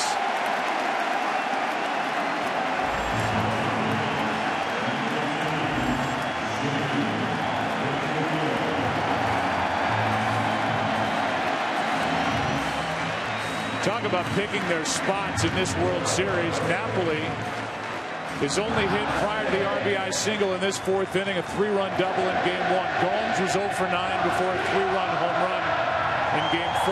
David Ross 2 for 10 until the game-winning RBI in Game 5, and then Victorino was 0 for 10 before the 3-run double in the 3rd inning. It goes after the first pitch, pops it up, right side, out of play.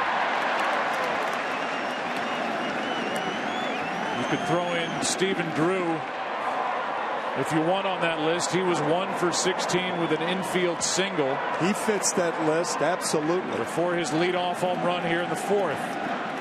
Victorino in his postseason career with the bases loaded 5 for 7 with 2 grand slams and 19 RBIs. He has another chance. That's a base hit to left. 1 run scores. That's Ortiz. They hold Napoli. It's 6-0.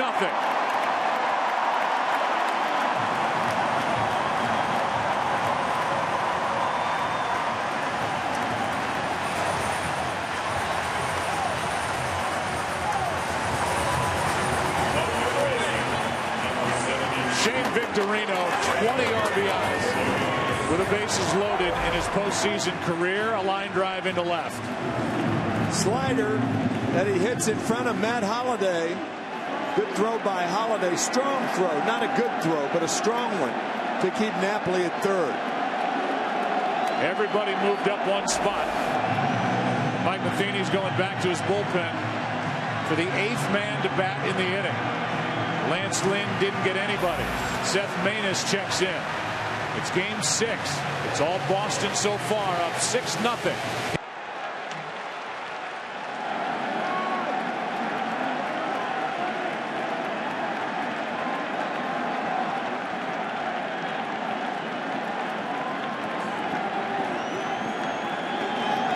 Bases are loaded. Seth Manus on the mound, 2 out. Xander Bogaerts at the plate. First pitch swinging again, strike 1. David Ortiz, the Cardinals have elected to pitch around David Ortiz all night. Others have stepped up. Doesn't this shot say it all about Game 6?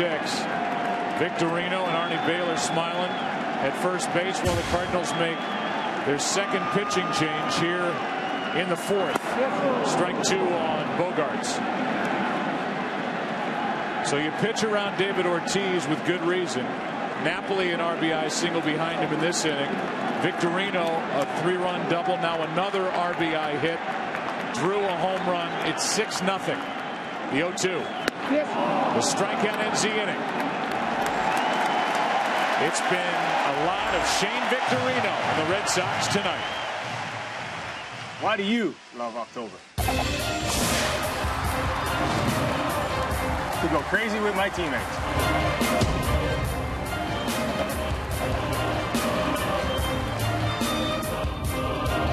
Eastern, your new home for Big East basketball. Fox Sports 1 To find it on your provider, go to foxsports1.com right now. Here's John Jay. 5th inning, and a strike starts the at-bat from John Lackey. Lackey pitched around a hit and an error in the 4th inning. He's allowed 4 hits on the night. 1-1 on Jay, who struck out his first time. He was batting in the 2nd with no score at the time. 2nd and 3rd, 2 out. And Lackey got him. Strike 2.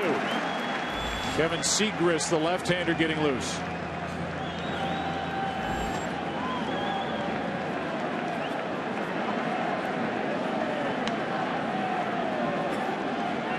Here's a 1-2. 2-2. The first World Series that we did together was back in 1996. In Game 4, the New York Yankees were trailing the Atlanta Braves 6-0. Here's a chopper going to test Stephen Drew. Gloves it, throws it away. It stays in play, and the leadoff man is on. Joe Torre had a meeting with his hitters and said, let's cut it in half. The New York Yankees scored 3 in the 6th. They tied it on a 3-run home run by Jim Leyritz on Mark Wohlers, and then they won the game in the 10th inning. I'm sure the Cardinals would take that right now to cut this lead in half. It's Descalso. No ruling yet as to whether that's a hit or an error. It's a base hit for John Jay. His 3rd hit of this World Series. He's on. Descalso up. Strike 1 outside corner from Lackey.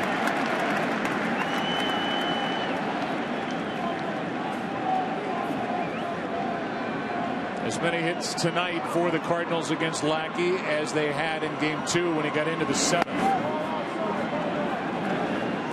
Lackey suffered the loss that night, and the bullpen could not hang on to the lead.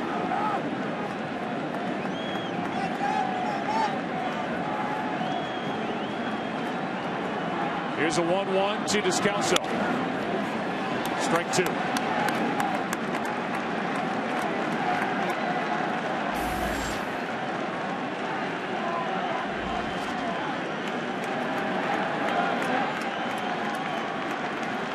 There's the night so far for the Boston right-hander. A 1-2. That is line caught by Drew. 1 away.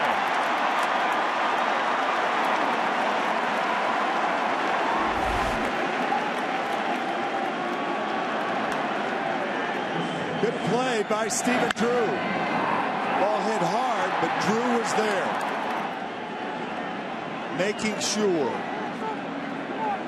And it's 1-on-1 out. Back to the top of the order. Descalso. Still hitless in this World Series. Now 0 for 8.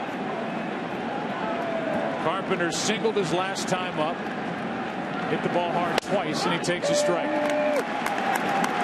Where Lackey, his first pitch, striking the Cardinals throughout this game. Had confidence of a 6-run lead. 15 of 19 first pitch strikes by Lackey tonight. 1 ball, 1 strike.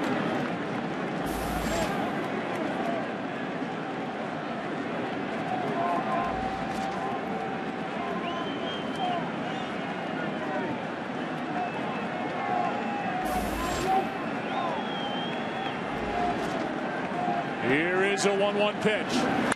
Hard hit, base hit into right. And it's 2 on with 1 out for Carlos Beltran, who has 16 career postseason home runs.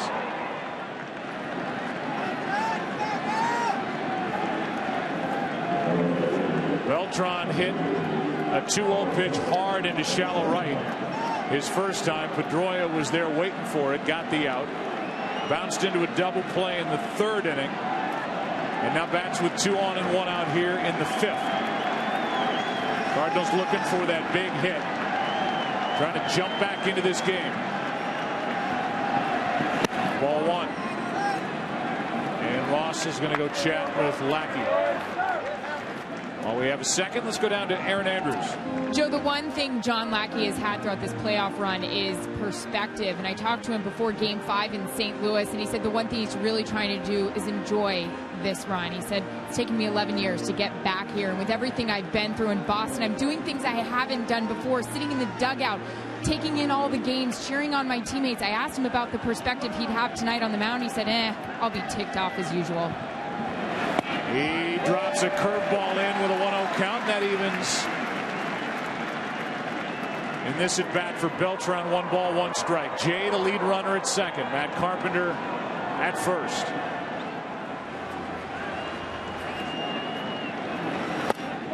Down and in, 2-1.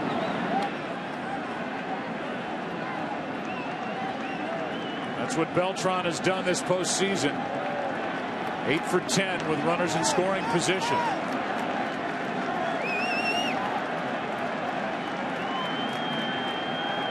Here's a 2-1. 2-2.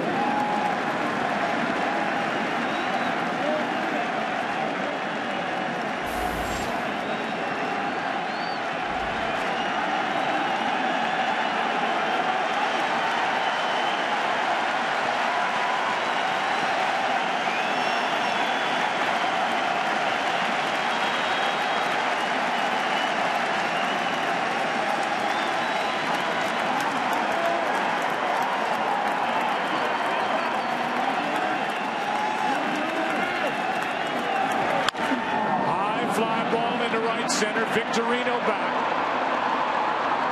2 out, tagging and advancing is Jay. First and third, 2 down.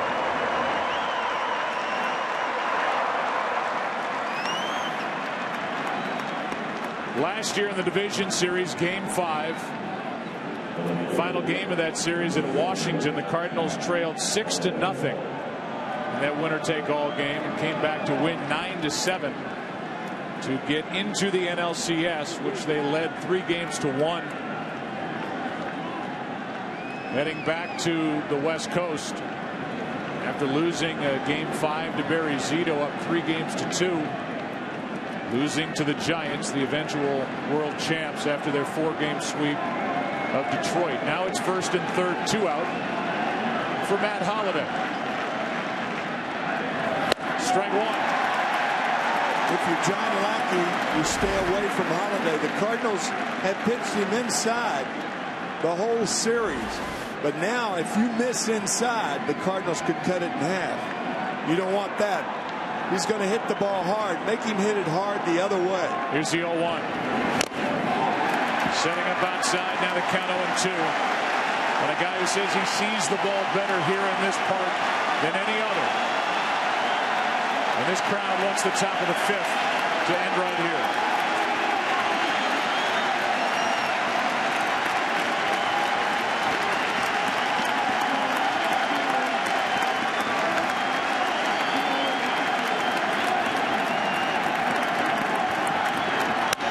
Popped up.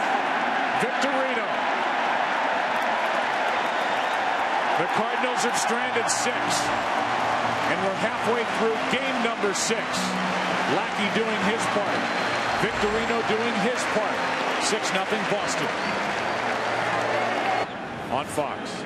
Kevin Segrist is the new pitcher. And a fastball misses for ball 1 to Stephen Drew. 4th pitcher of the night. For St. Louis, he takes over from Manus, who got 1 out. 1 ball, 1 strike. Drew, then Ross, then Ellsbury. The Red Sox leading 6-0, bottom of the 5th. Segrist brings it. Breaking ball misses. Ball 2.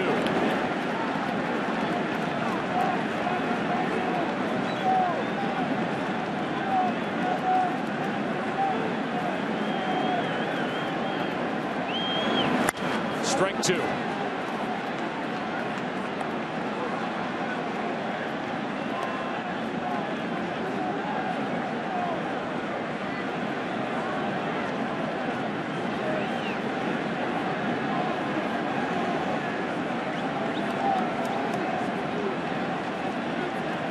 Here's a 2-2 pitch. Just outside, a full count.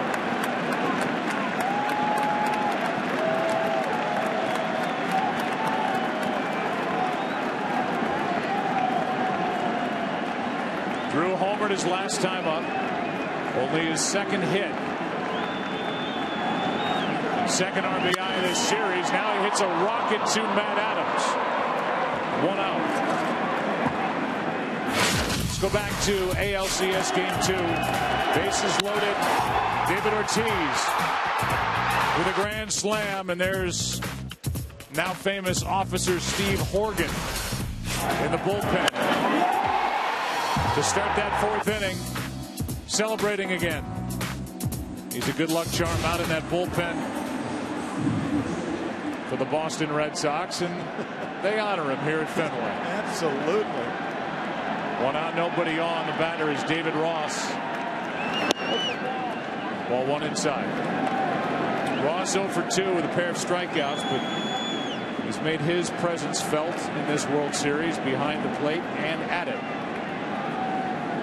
That RBI double to unlock a 1-1 game in Game 5. Strike 1. You think about how things changed after that grand slam by David Ortiz.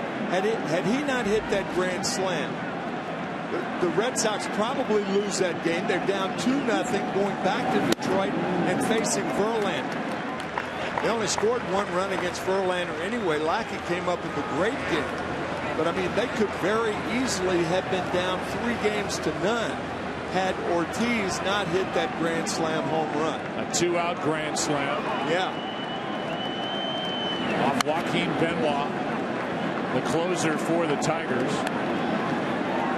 As it is, the Red Sox wrapped that ALCS up in 6 games, and shortly thereafter, Jim Leyland announces his retirement as manager of the Tigers. Now we're in Game 6 of the World Series. The Red Sox lead 3-2 and lead Game 6 6-0. A little bit after 10 o'clock in the East, so a game summary as we play here at Fenway Park. Shane Victorino with 4 RBIs tonight. Stephen Drew has an RBI, Napoli the other. 95 years since the Red Sox clinched it all here at Fenway 1918. 2-2. Into center. Jay is back. 2 out.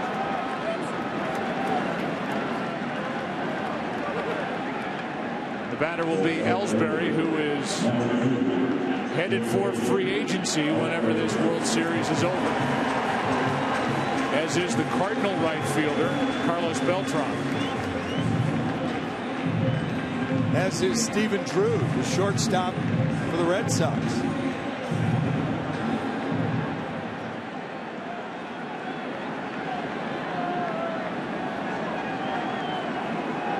Segrist with 2 out. Strike 1. Ellsbury 2 for 3 tonight. And now 6 out of 23 in this World Series. He scored twice. And Joe, he will have a lot of suitors this winter. You know that. The 0-1. Ken Rosenthal is with us. Where do you think Ellsbury is headed in free agency? Well, Joe, he is from Oregon, and the Seattle Mariners need a center fielder and a leadoff hitter. They have money to spend. That is one obvious choice. Another could be Texas. That's a team that has long coveted Ellsbury. That is down for ball 2, 2-1. Kenny, it seems like everything you read leads you to believe these are the last days, maybe the last day in a Red Sox uniform for Ellsbury. That's a ground ball to second. Booted by Carpenter. Ellsbury is off. In the top of the 5th inning, rather the bottom half continues, and it looks like another error on Carpenter, his 3rd of the postseason. And it is.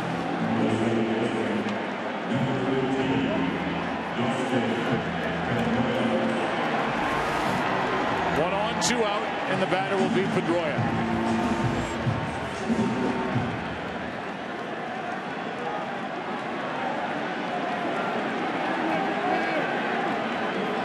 Dustin rewarded with a contract extension. A new deal to keep him here in Boston.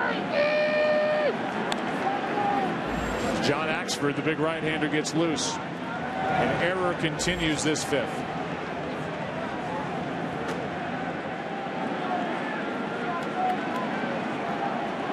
Pedroia 0 for 3 tonight.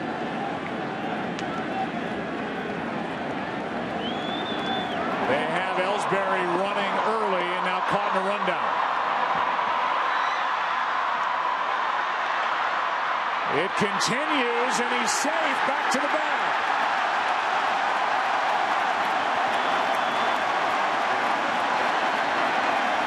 Now, the one thing you try not to do is to get a pitcher caught in a rundown. They're not conditioned for rundowns, and Ellsbury with a great job to get by Kevin Segrist. Up too far, Ellsbury knew it, he gets back to the bag. Albeit a lot tired than he would have been. But not just giving the out up 6-0. That's right.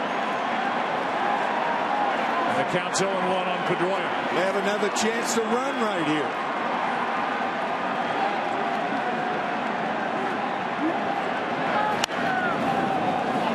Strike 2.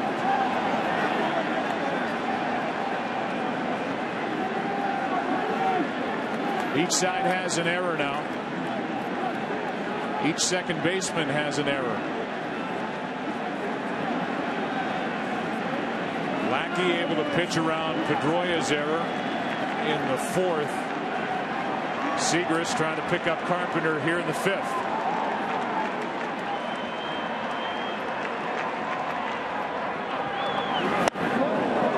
Ball 1.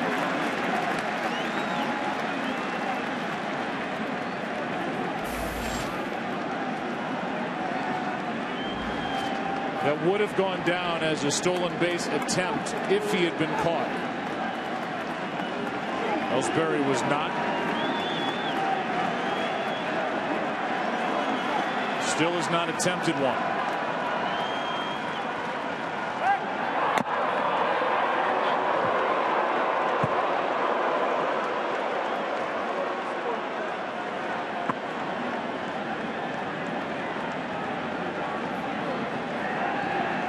Manus came on last inning, struck out the only batter he faced, Bogarts.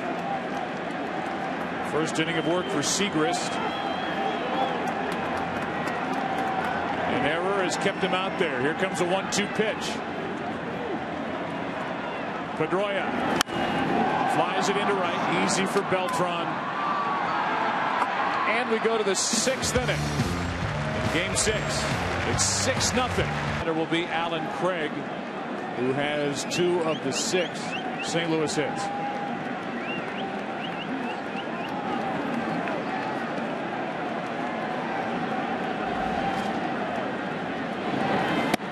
Breaking ball is low for ball 1. Craig singled to lead off the second, singled with 1 out in the fourth.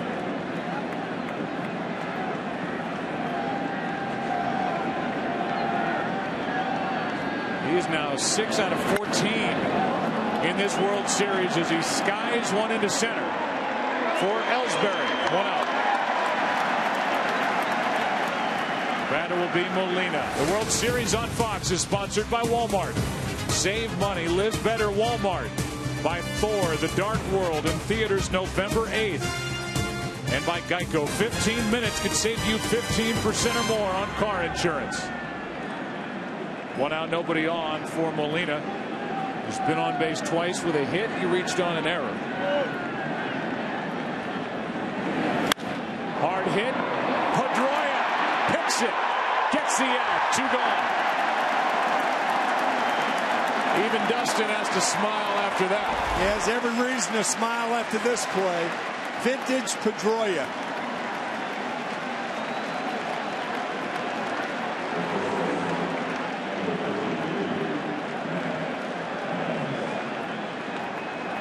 I don't know if he was smiling because of the play he made or because of that little looper he threw over to Napoli, realizing Molina was running and he had plenty of time. Either way, he has been a joy over the years to watch. Here's Matt Adams.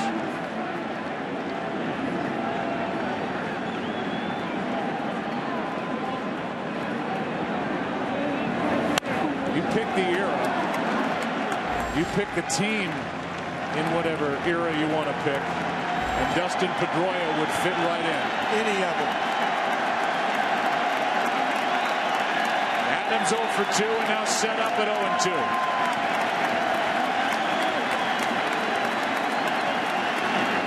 How about Lackey?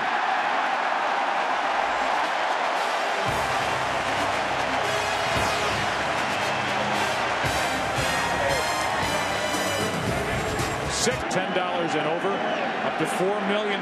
For more information, visit mastercard.com/dogood. The fans finally get a chance to see David Ortiz, who did draw the conventional walk back in the first inning at the end of a long at bat against Michael Wacha, and was intentionally walked in the third and the fourth. These fans want to see him do something here in Game 6. The 0-1. 1 ball, 1 strike. In a single World Series, most times reaching base, 18. Tying with Marty Barrett, Mickey Mantle behind Barry Bonds in 02. That was a 7-game series. The count 2-1.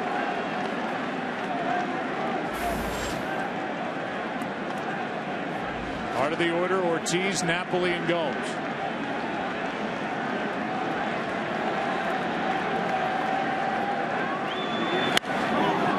Play 2-2.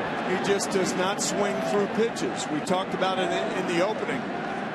Starting with this game, he had swung through and swung and missed 3 of 73. Of course, he's been walked intentionally twice tonight. He is seeing the ball as well as he can see it. Here's a 2-2. That is outside. 97 from Segrist. It's a full count. That's an example. Fastball right on the corner, and he held up.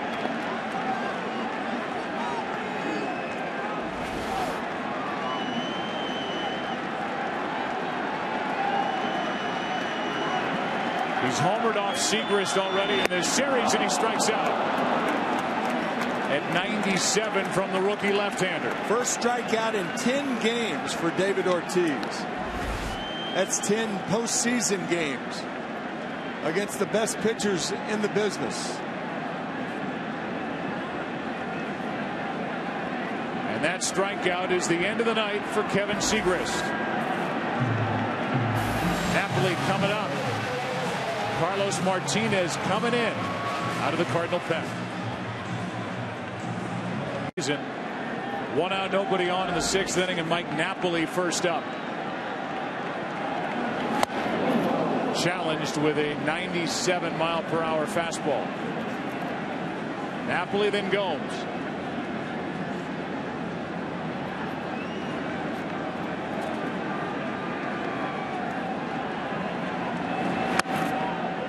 Breaking ball is upstairs, a ball and a strike. Napoli with his RBI base hit in the 4th inning. That breaking ball is low, ball 2. Now has 14 World Series RBIs against the Cardinals, which is the most all time. He came in tied with Lou Gehrig with his 13. 2-2. And anytime you are mentioned in the same breath as the Iron Horse, you've done something. 2 balls, 2 strikes. Cardinals in the 7th inning will have the bottom 3 in their lineup: Freese, Jay, and Descalso.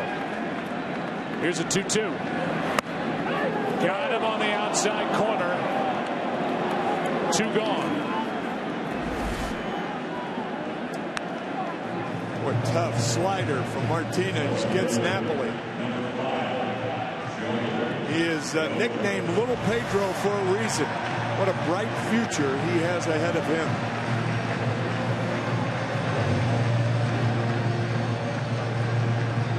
Johnny Gomes will dig his way in. Been on base 3 times tonight with a walk. Been hit by a pitch. That preceded the 3-run double by Victorino, and he is single. Strike 1. Why does he go by the moniker of Little Pedro? Boston fans saw number 45 for years here. Holds the glove in the same spot. Yeah. He's got that freedom. Oh, that freedom of shoulder movement.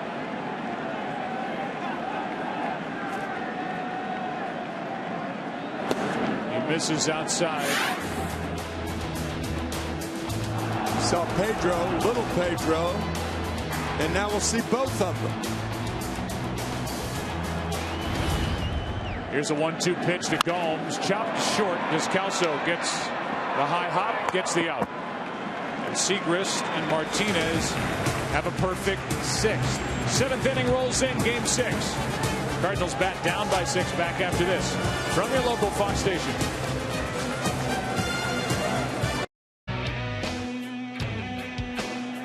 Seventh inning rolls in game 6. Chilly night at Fenway Park. First up, David Freese. Strike 1. Freese is 0 for 2. And he has left 4 runners on here tonight. 2 in the 2nd, 2 more in the 4th. Fastball in at the knees. Good spot, good pitch, 0-2.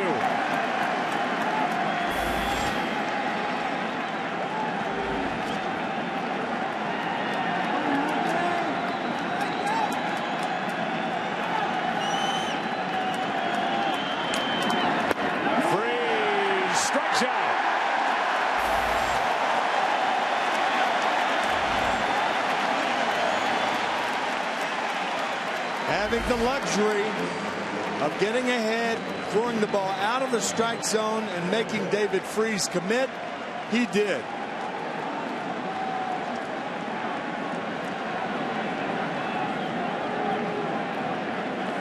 And with 1 out, nobody on, the batter will be John Jay, who's 1 for 2. An infield hit his last time up. Now he checks on Pedroia, who gets in front of it, gets the out. 2 down.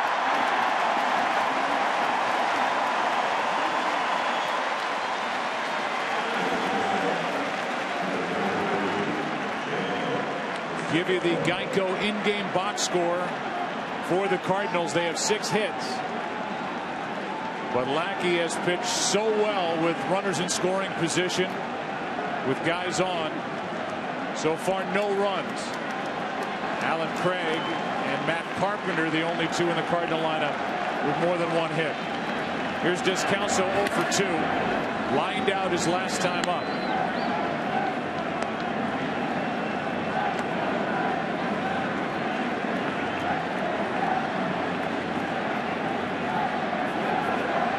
The starter, 3 2/3, 6 runs on 5 hits.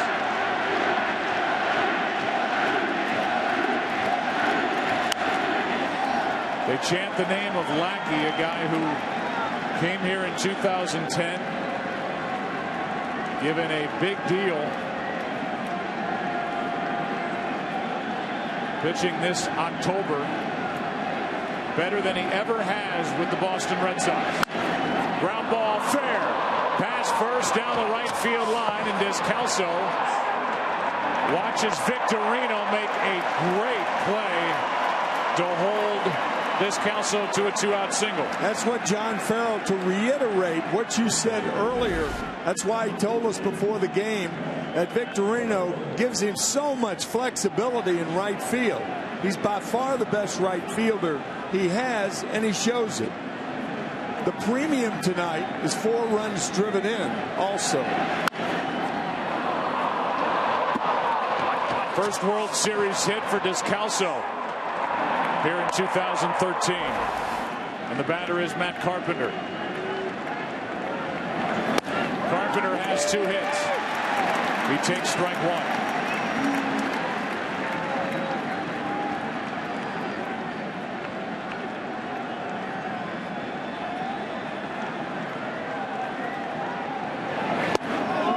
Curveball misses. A ball and a strike.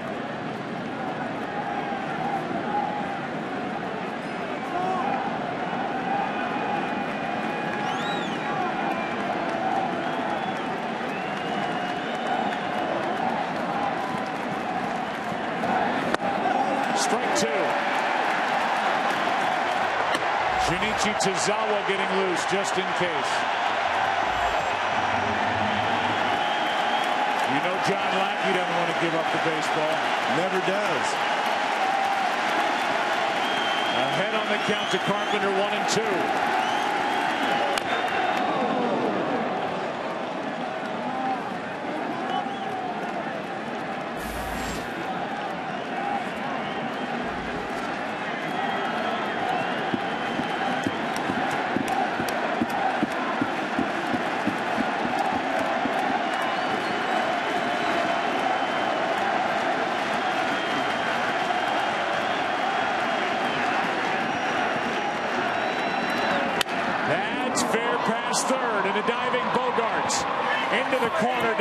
Will head to third. They are going to hold him there on a double by Carpenter. And Matt Carpenter's 3 out of 4 here in Game 6. Good two-strike hitting by Carpenter, getting it past Bogaerts. That ball, you know, we don't have a real good shot from this angle, but it looked like the ball really got hung up in the corner there. If it weren't a 6-0 ball game, I think Descalso tries to score. But when you're trailing by 6 in the 7th inning, no chance can Jose Oquendo send Descalso at third base. You got to hold him up. Now it's Beltran who again has a chance to cut the lead in half. Had 2 on back in the 5th and fly to right. 2nd and 3rd. Beltran takes strike 1. A little more urgency with Tozawa in the bullpen. Beltran 4 for 4 this postseason with runners in scoring position, 2 out.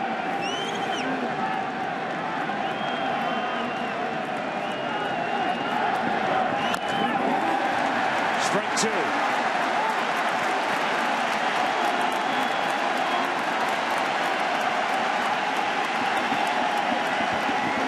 One of the quirkinesses, if that's a word, here at Fenway Park is when a ball's down in that left field corner, the third base coach almost has to go out to the line to see it, because from the box you can't see down there. But holding him up was certainly proper.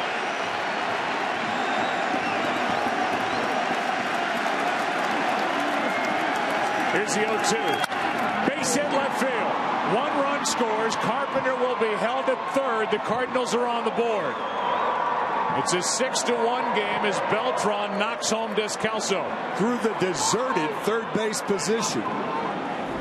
The shift was on, so the shift giveth and taketh away. Here it taketh away. And now with runners at the corners and 2 out. Holiday coming up. Lackey's going to do his best to try and stay in this game. And he convinced John Farrell to leave him in.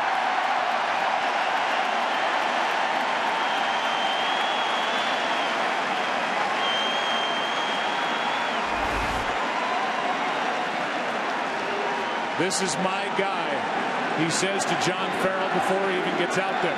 He told Mike Scioscia that about within the last 6 years. This is mine, Soch. This is mine, Soch. Mike Scioscia, the manager of the Angels. Here's Holiday.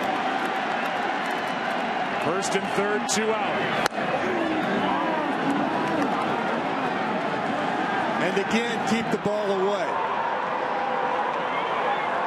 Holiday could make this a 2-run game. If he does, make him hit it out to right, not left. 1 ball, 1 strike.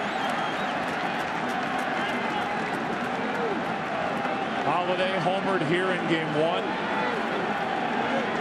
He homered 2 nights ago in game 5. 0 for 3 tonight and 1 for 13 against John Lackey.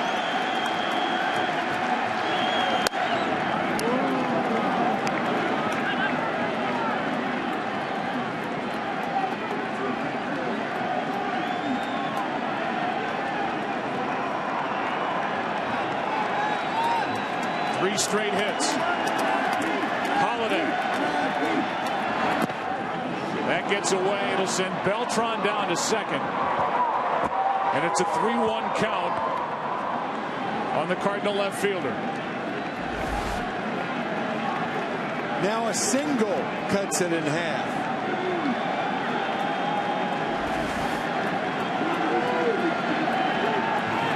Should be the second wild pitch of the night for John Lackey. It is.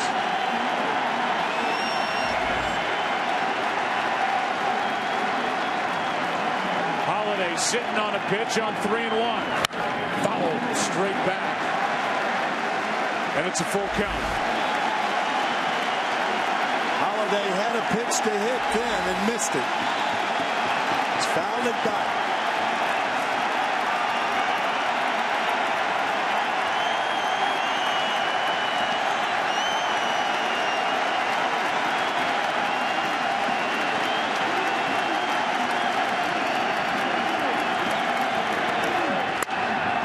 Another one out of play.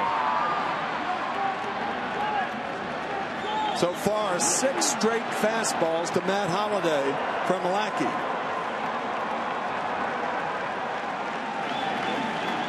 Holiday 4 home runs this postseason. Came into tonight a career in 10 games, 381 hitter in this park.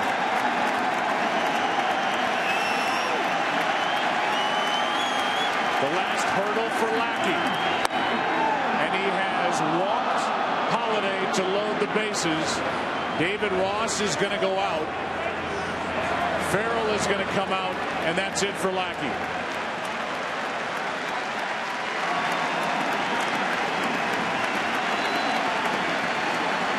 Alan Craig is coming up.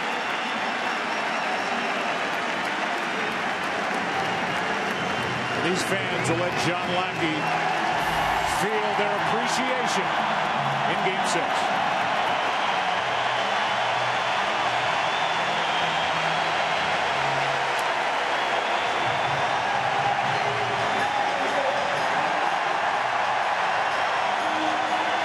Game here in the 7th.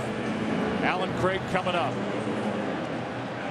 Hit .454 during the regular season with runners in scoring position.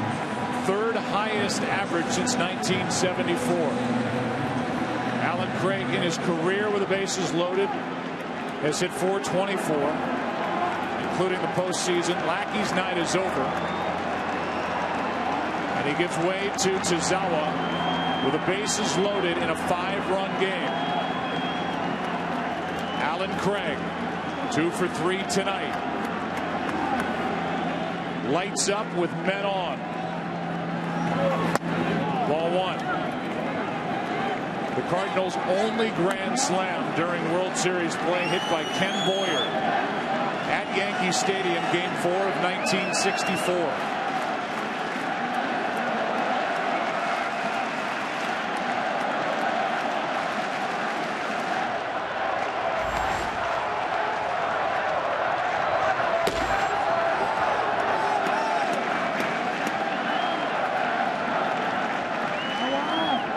Here's a 1-0. Ground ball stopped by Napoli. Flips for the out.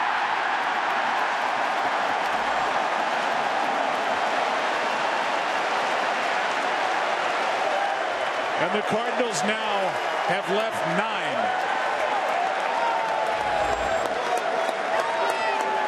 9. They get only 1 and trail by 5.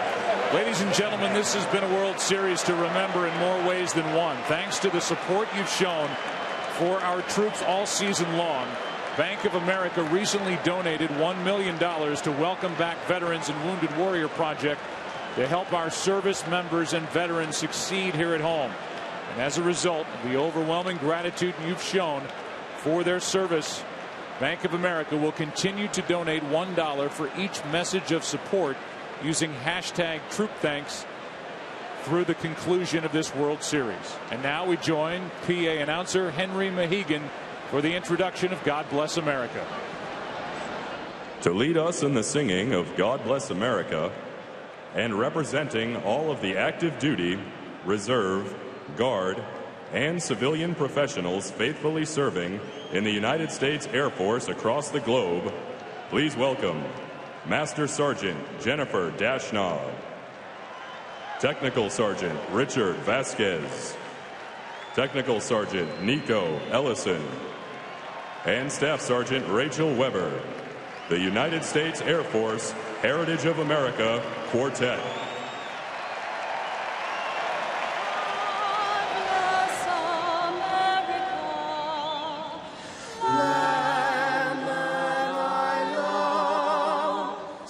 Beside her and guide her through the night with a light from above, from the mountains to the prairies to the ocean white with foam.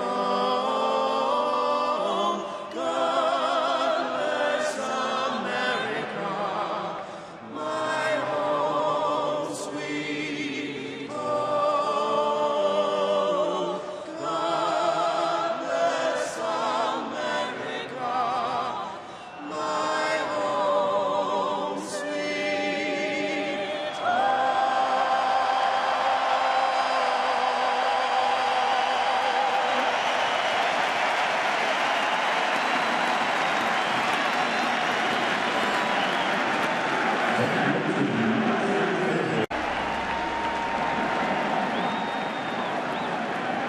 Here's Shane Victorino, the hitting star tonight.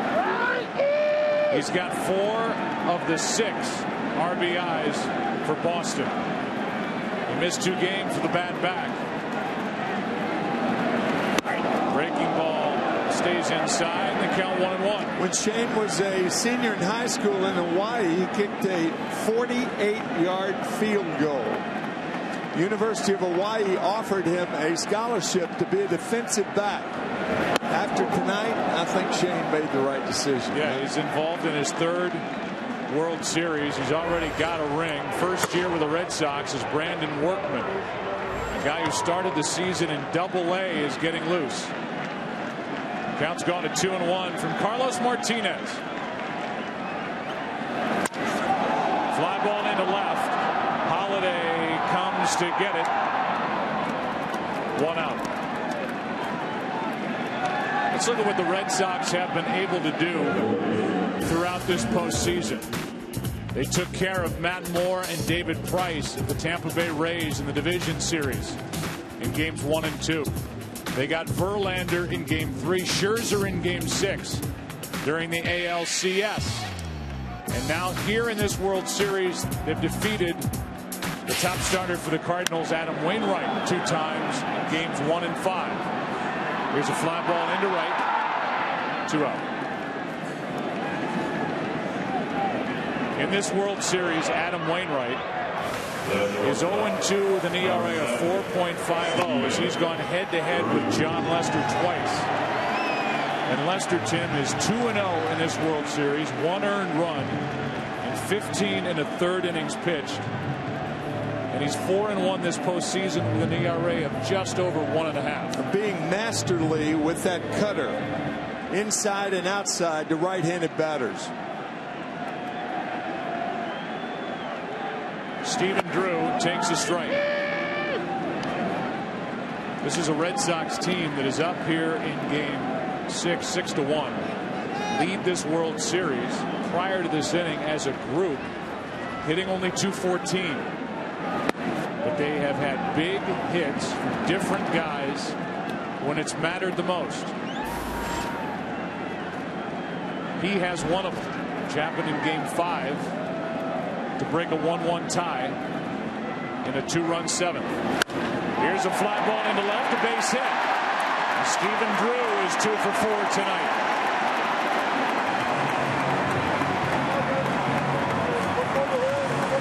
Red Sox fans in the area were chanting for Jose Iglesias to play instead of Stephen Drew. Iglesias was traded to the Detroit Tigers, and then Stephen Drew had to battle Xander Bogaerts, who is a natural shortstop. And yet John Farrell persisted with the best defensive shortstop he had, and Drew has rewarded him with 2 hits tonight, 1 a home run. And really good defense throughout the entire postseason. Yeah. 1 on, 2 out. Ross takes ball 1. In the 8th inning, St. Louis will have Molina, Adams, and Freese. Workman getting ready for that. Zawa came on to get Alan Craig on a ground out with the bases loaded as Martinez checks on Drew.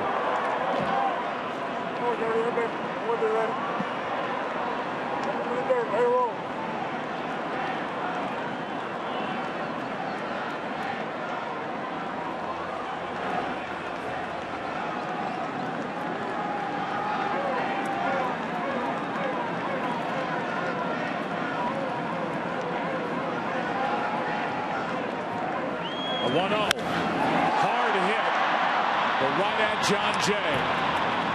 And the inning is over. Let's go to the 8th inning. Molina will try and get it started for the Cardinals, down by 5.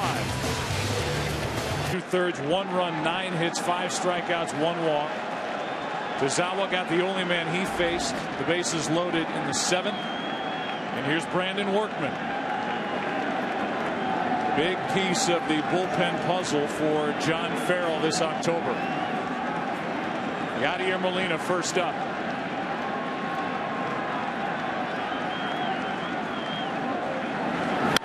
Strike 1.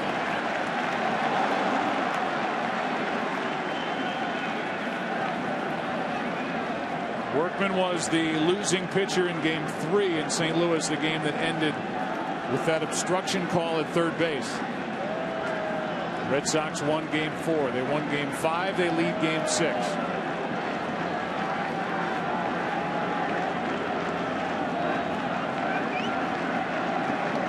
Here's the 0-1.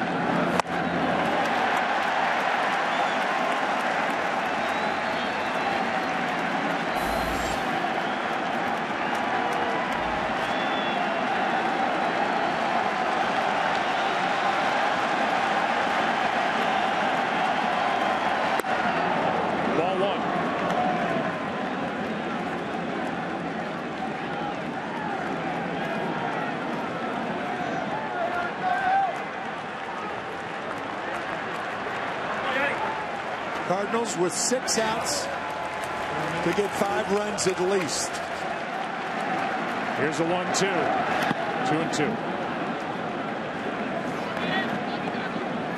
Bullpen for the Red Sox is quiet. Breslow has been up. Cardinals proved in the 7th inning that this game is not over. Leaving the bases loaded, they've stranded 9. 2-2 pitch to Molina. Into right field. Victorino got a good jump. 1 out. He almost got too good of a jump.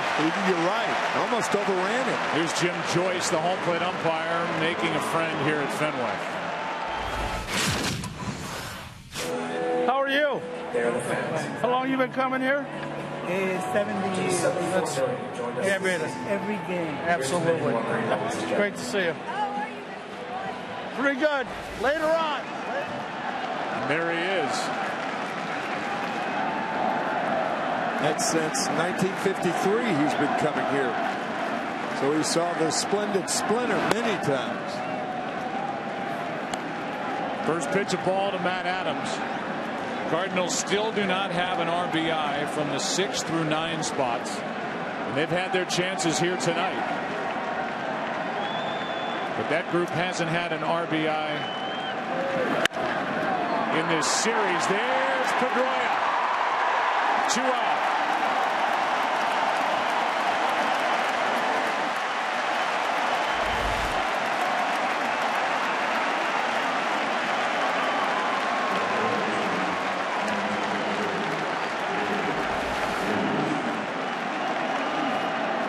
Here's David Freese, who struck out his last time 0 for 3.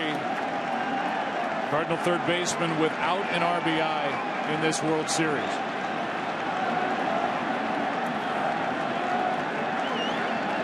Freese, strike 1.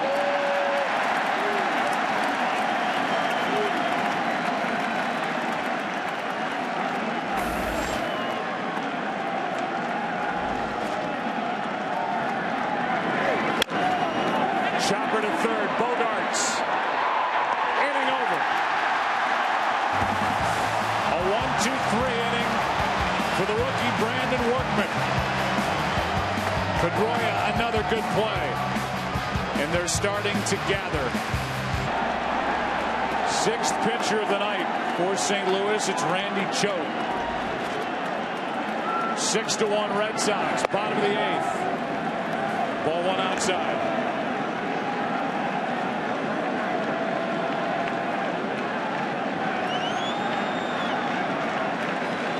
Ellsbury tonight has been on base 3 times with 2 hits, and he reached on an error.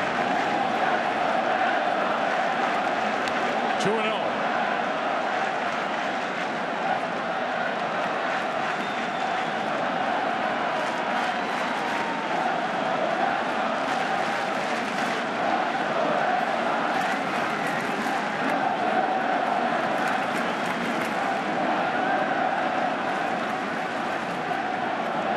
Ellsbury leading off. Takes ball 3-0. Koji Uehara, the closer for the Red Sox, getting loose. One of the few non-save situations he'll come into.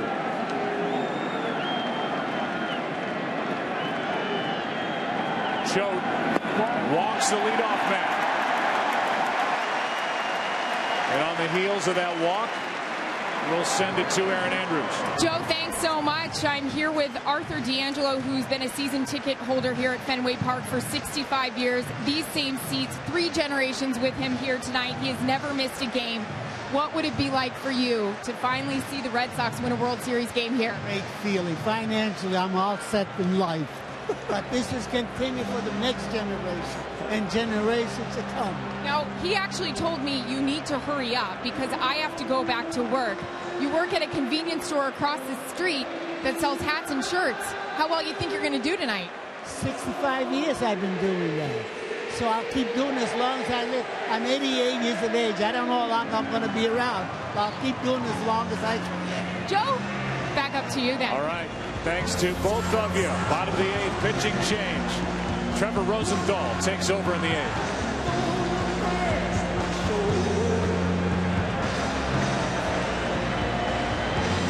Run game. Dustin Pedroia first to face him. Dustin does so much day in and day out for this Red Sox team. As he fouls it away, he has got a streak that's in jeopardy here. He came in having reached base in 20 straight home postseason games, which is the best streak in franchise history. He's 0 for 3 tonight. Make it 0 for 4 with 2 groundouts, 2 flyouts, and waiting for an 0-1 from Trevor Rosenthal. And a check on Ellsbury.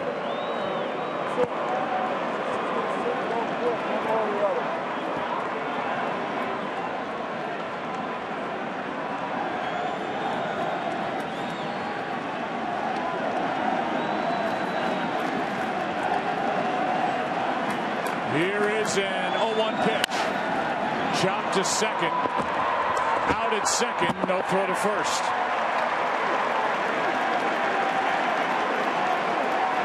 We came into this game talking about the pitching and the matchup of the kid and the veteran, and tonight it was the veteran John Lackey, and he's been just like this really all postseason. He has just been brilliant throughout the postseason. I think the biggest game, well, of course, the biggest game is a clincher tonight for his start. And he did his work, giving up only 1 run in 6 2/3. But that game he pitched against Detroit, he'll never forget that game. You ask him in 25, 30 years, what was the best game you ever pitched? He'll answer, Game 3 in Detroit. The series was tied in the ALCS at a game apiece, and it was coming on the heels of this man, David Ortiz, hitting that game-tying grand slam in Game 2 that happened with 2 out in the 8th. Steve Horn, our editorial consultant, was talking during the break about how David Ortiz, if it stays like this, is clearly, that'll be a balk, as Rosenthal stumbled coming off before he could let go of the baseball. Looked like he got a spike hung up on the pitching rubber, and Mike Matheny out to make sure he's all right. He could break an ankle like that. He appears to be all right. He said he was fine. He was telling Matheny and Greg Hawk to stay in the dugout, but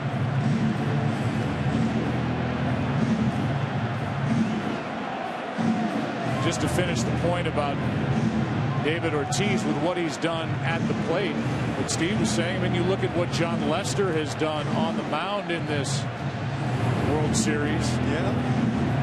He's 2-0, 1 earned run, 15 in the 3rd innings pitched. And in the matchup of the aces, he got the better of Adam Wainwright not once but twice in this World Series.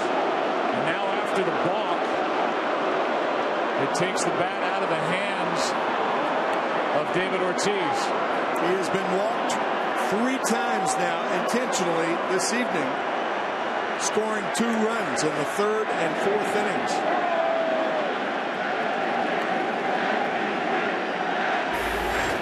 I think I'd give it to Ortiz. I mean, that would be my vote right now. But John Lester, where would the Red Sox be without John Lester? The answer is you don't know. Well, the series was tied at 2 apiece, and then Lester beat Wainwright in Game 5. And now Boston 3 defensive outs away from their 8th championship in franchise history. Coming up on America's new 24-hour sports network, Fox Sports 1, full live post-game coverage from Fenway. LeBron in Philly, and Allen Iverson officially retires. It's all coming up on Fox Sports Live. There's a celebration here after tonight's game. It will be covered and covered well. 2 on, 1 out for Napoli. Strike 1.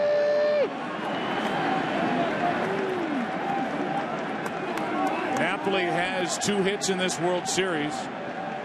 One was a 3-run double in Game 1, and the other an RBI hit in the 4th inning tonight. Strike 2.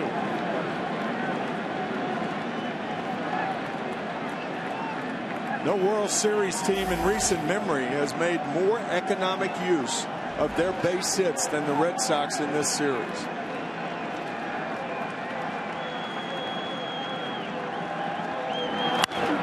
Out of play.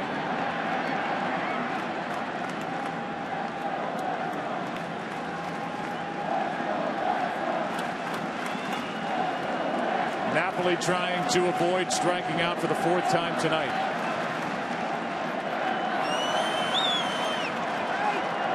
Two on, 1 out, nothing in 2 the count.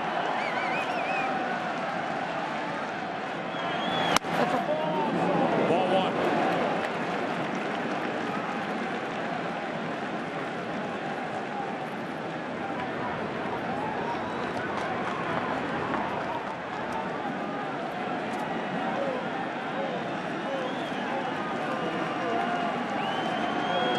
Here's the 1-2. 2-2.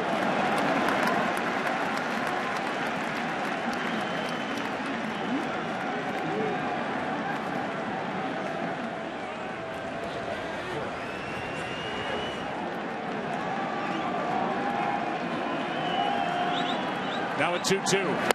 Full count. With 3 intentional walks handed to Ortiz tonight ties a World Series record. Barry Bonds and Albert Pujols the other 2.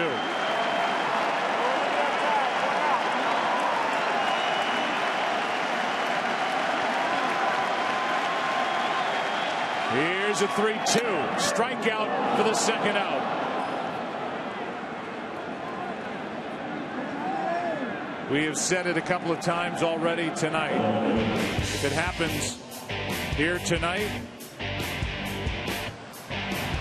the Red Sox will clinch a World Series here at home for the first time in 95 years.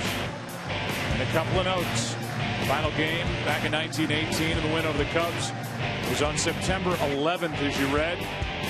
Regular season ended on September 2nd due to the World War I work or fight order. With 2 on, 2 out. Here is Johnny Gomes, strike 1. Babe Ruth pitched a 6-hit shutout in game 1. Then 8 strong innings in a game 4 win. And there's the clincher, September 11th. Game 6, 2-1 win behind Carl Mays. Well, here it is 95 years later, and the Red Sox have worked and fought to get this far. In every round of the postseason, here's a comeback at Rosenthal. And now they're 3 outs away from their 8th championship in franchise history. Let's go to the 9th. Game 6, 6-1 Boston. Boston Red Sox as Koji O'Hara takes over and finds strike 1 on John Jay. 7 saves, an ERA of .71. A big reason why the Red Sox are in this position. Jay pops it into left center. It's Gomes, 1 away.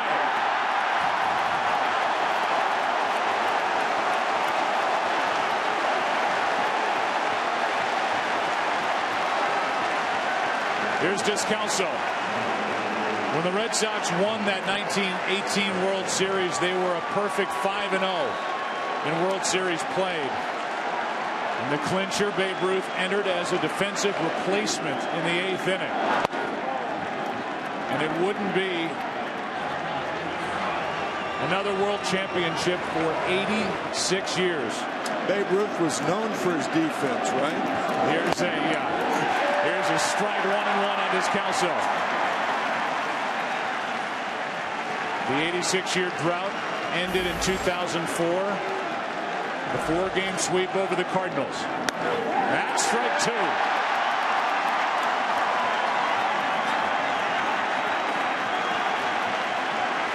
The Red Sox trying to win their 3rd World Series in the past 10 years now as Descalso pops it up.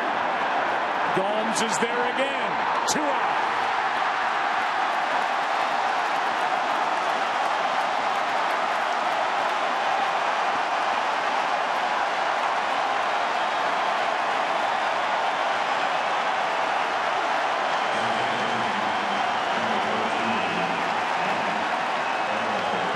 These great Red Sox fans have not seen a World Series clinching victory here at Fenway. There's not anybody in the stadium tonight who's ever seen it. Strike 1 on Carpenter.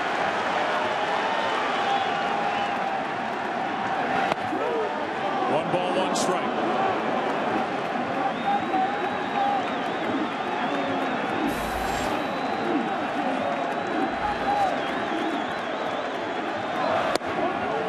Check swing. He held up 2-1. Great pitching by Lackey. Tazawa, Workman. Big night at the plate for Victorino. That is ripped foul.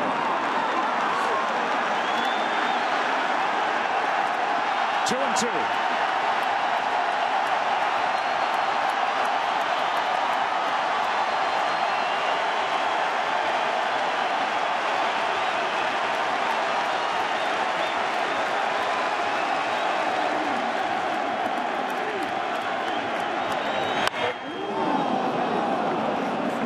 piece of Beltron in the on-deck circle.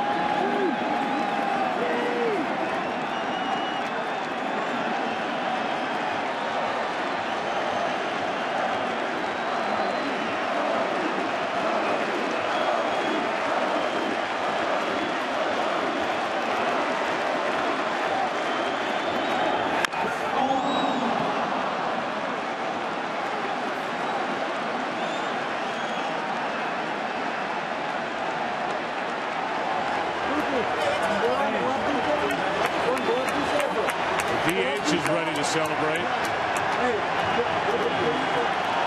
And so are these fans. It hasn't happened at Fenway Park for 95 years. The Red Sox are world champions.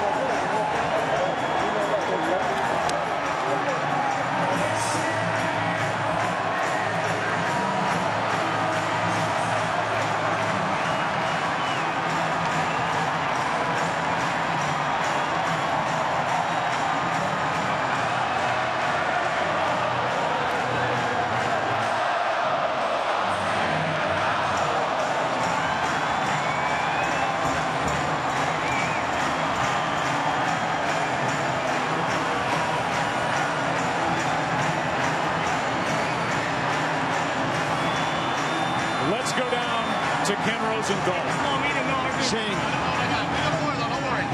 Shane, this is the first Red Sox team to win a World Series at Fenway Park since 1918.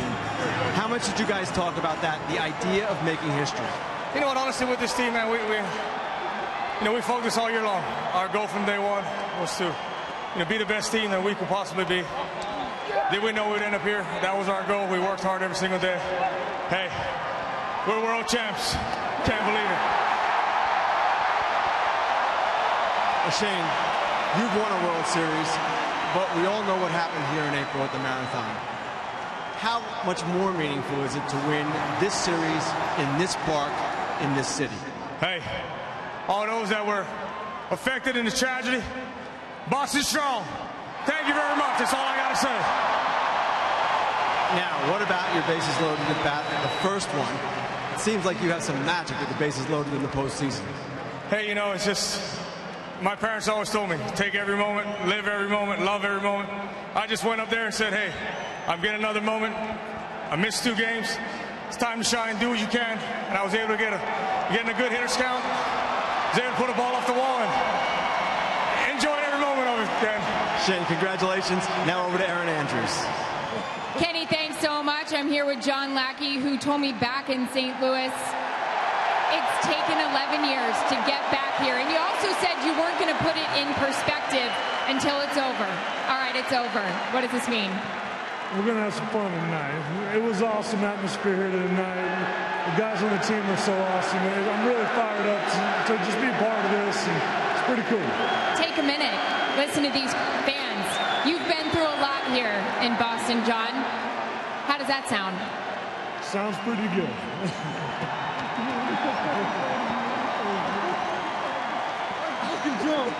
One more question. We promised to let you go. We saw you fighting your manager. As always, you didn't want to come off the mound. What did you say to him as you took an exit? I probably can't say all that, but I wanted to stay in there. I wanted to get that last out in that inning. Didn't work out. Taz came in, did a great job, and the rest of the guys in the bullpen shut it down. So, great team win for a great team. Great job by you. Enjoy this. Kenny, over to you. Thanks, Aaron. We're here with Johnny Gomes. Johnny, you just instructed me what to ask you.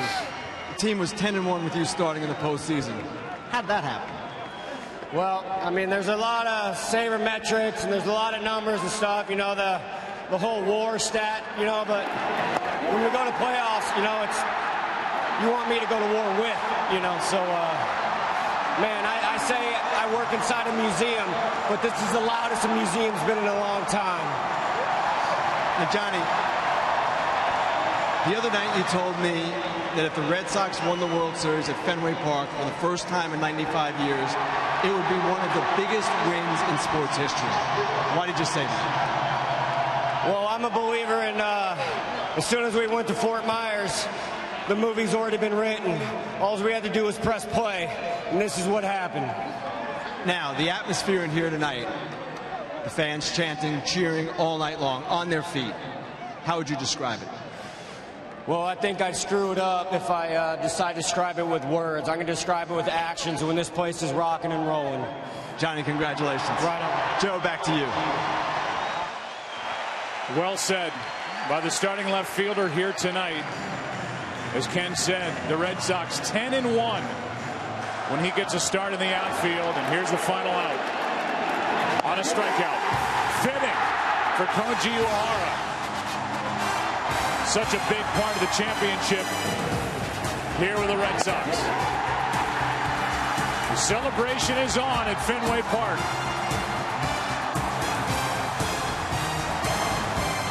David Ortiz, a likely MVP. The presence in that lineup. John Lester so good on the mound. The bullpen work. The timely hits. The defensive work. The job by guys like Pedroia and Stephen Drew. Pedroia's got his second. Ortiz has got his third. And so do these Red Sox fans over the last 10 years. We'll come back with a trophy presentation on the other side of the break